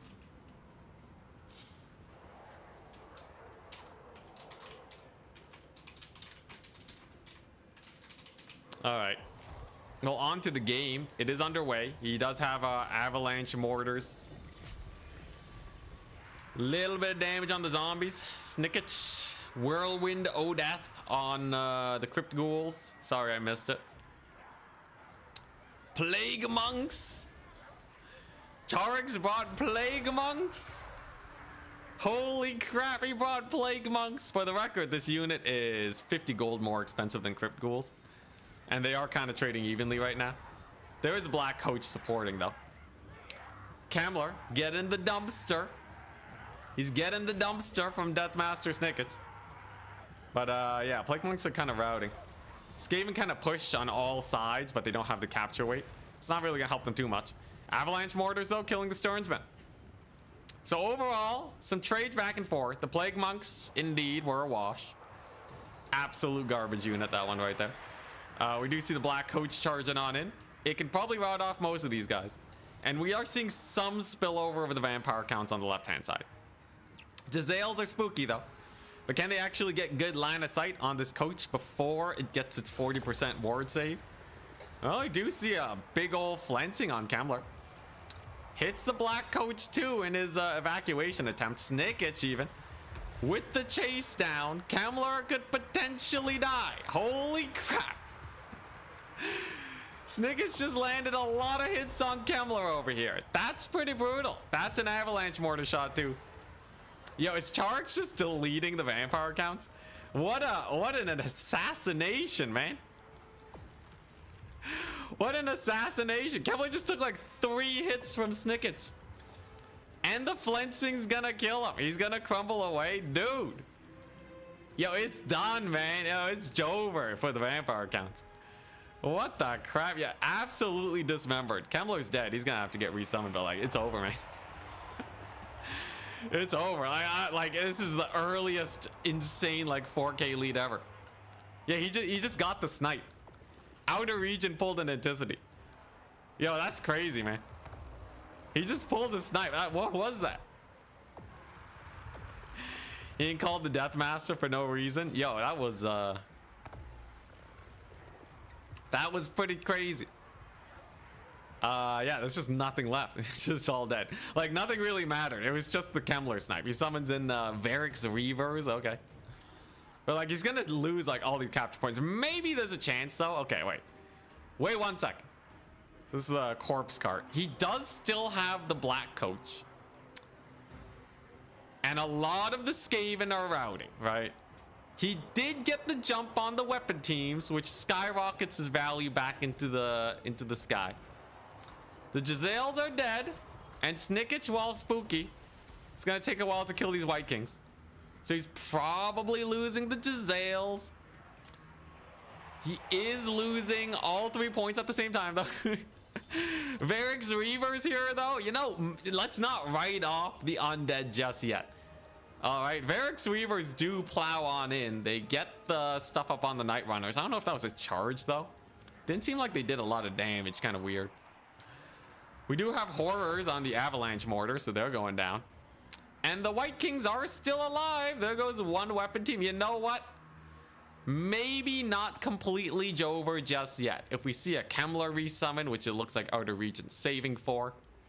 If we see a little bit of a longer hold on these points, which is looking kind of close across the board, we might see a reverse sweep of the capture points, but it's really close. There's the route on the Natty Boobos. They're routing this way, which is worse for them. And the first point falls. The second point goes down to Varric's Reavers trying to stabilize the situation, but the middle holds. So it's going to be a 2-cat.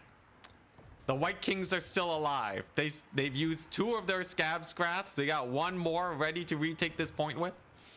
Snickich has gone for the middle instead of chasing the White Kings, and the black coach is functioning. We may see a surprising comeback for the forces of the vampire count. Outer Region has climbed back 2,000 points in a matter of seconds. Vampires may very well have this. Did he use a scab scrap yet? Oh, okay, he already used it. Okay, so that's why they're routing. And Kemler is back. Kemler's back. Warp Fire Throwers are not going to be able to kill the Crypt Horror, so that's another 650 gold loss for the Skaven. Look at them horrors coming on in. They don't care about no warp fire. It does like no damage on this patch. This point's getting recaptured. You're kidding me. Not like this. Not after the sick plays. Holy crap. He's only 1,000 off now? Wait, dude. Dude, that's crazy. Vampire count. Look, this is going to come down to trading. If the Skaven army wipe the vampire counts, are good. But if the vampire counts just keep trading up, it's over, man. Kambler came back. Oh my gosh, you're kidding me. Yo, that's crazy. After such an insane value lead, that little dive on the back line killed all of their essential tools. And now the Skaven are kind of struggling with this point. Plague Monks are doing the best. This is their second summon, I believe. Though they're not doing terrible. Skaven are able to get on the point. If they secure it, it's very good. There is a black coach though, and it does have terror. So it's just gonna plow through these guys. We do have Crypt Ghouls coming on. Yeah, Outer Region's definitely a good tussler. He didn't rage quit, but we do see another Flensing coming on. Not an overcast. Didn't hit the Varric's. The high ground is honestly pretty exposed. We do see 2 units in the back kind of being useless right now. He does notice them Outer Region though. You can see those Crypt Ghouls are coming back in. He's very well secure at this point. Kind of surprised he's not pulling to the center. Skaven will be able to resecure that one. But I guess maybe he's just trying to slow down the trading. That would be a smart idea if you were playing as a vampire counts. You don't have to retake this point. You can just take it slow, make it happen. Sit on your 1 point, thread in this one because the trading's fairly even, and you may be fine. Skaven are really bad once their lines are in disarray. So this is probably going to keep going in the advantage of the vampire counts, but you never know. We do see a capture, and remember the healing from the vampire counts too is going to inflate their tickets just a little bit. Black coach slams on into the wolf rats. Easy terror out on that side. Plague monks should go down pretty soon too. Snickich, he got his assassination quest, but he only took out 1. He only took out 1, but it turns out there's 2 Heinrich Kemlers. for whatever reason. Yo, oh my gosh, Charix, no. Charix, no, but also thank goodness, man. Otherwise, I'd look really bad. If Charix just keeps winning these challenges first try. But this is looking really rough. He's gonna have to kill 2 White Kings, a zombie, a Crypt Ghoul, skeletons, and a corpse cart with like what, 1 Plague Monk? A Rat Ogre that's gonna die to the White Kings? And that Black Coach is never getting caught, right? Skaven lack the essential cavalry units to shut down a chariot like this. It's also fully stacked now, so it does have perfect vigor, 40% damage resist, and 50% more damage. The doggos trade into each other. Nothing too crazy there. The Varix Weavers come barreling on in. And the Feasters in the dark charge into Deathmaster Snickage. He's probably not going to be able to do much for the rest of this game. He's out of position for any sniping attempts. Doggos get murdered. And Skaven go for the last Hail Mary to capture this point. Problem is, though, Vampire Counts win on a single cap, and they almost have 3 capture points. Yeah, that Black Coach. Really good Black Coach micro. His Kambler kind of got dumpstered on. But by keeping this thing alive all game, it's fully buffed up, man. The perfect vigor means it's never gonna slow down, and it's just a terror piece that will just keep grinding forever. It's even not bad against single entities. And just like that, we see the Skaven lines and no more. Despite a rather insane value lead, somehow, some way, the Vampire Counts win it. Yeah, Kembler's dirt cheap too. You can take Kembler for like 1,200 or something. Somehow, some way they do it. Yeah, the Avalanche Mortars. It was the Jezzails. It's always the Jezzails. What the crap? Yo, that Black Coach, it didn't get insane value, but its terror routes were crazy. Then the White Kings, yeah, it's just a Jezzail snipe, man. Yo, he should have just brought more Avalanche Mortars. I feel like Skaven, if they could just take 10 of these, it'd be fine. Flensing Ruin was great. I know. Oh, man. Charix, you were supposed to prove me wrong, man. Look, Charix is a beast of a player. He made an insanely sick play in Snipe Kembler. And despite that, they still kind of got massacred. Okay, I feel like if Charix can't do this, maybe we should push CA for more of a buff for Skaven. Yo, Skaven kind of suck. Screw it. I'd rather play Bretonnia than Skaven. This is terrible. Charix can win with Bretonnia. I can win with Bretonnia. Neither of us can win with Skaven. It's a sign. It's a sign. I gotta write an angry message to CA. Charix, it's a great player though. Amazing match. Out of region though. With the spectacular win. An insanely strong comeback. Play into his outs. Congrats on the win. And well played. And GG's to all. Why not use warp grinders? Cause they suck really bad. They only look, if their 2 abilities don't get you 600 value, they route instantly. But yeah, Charix, he done did well. But that shall be it for today. Tomorrow we're gonna be playing as Tomb Kings, so look forward to that. It's gonna be sick. Tomb Kings got a wonderful roster of everything you could possibly want. Cetra and the kitty cats. You know, you just spam these guys. You can't even take this many. Oh, screw it. Take him on his chariot. I don't know. Do something weird. Tomb Kings are also a pretty limited roster, but there's a lot of fun stuff you can do. Necropolis Knights, they got chariots. They got the works. Kinda underpowered recently, but it'll be a good analysis of the faction.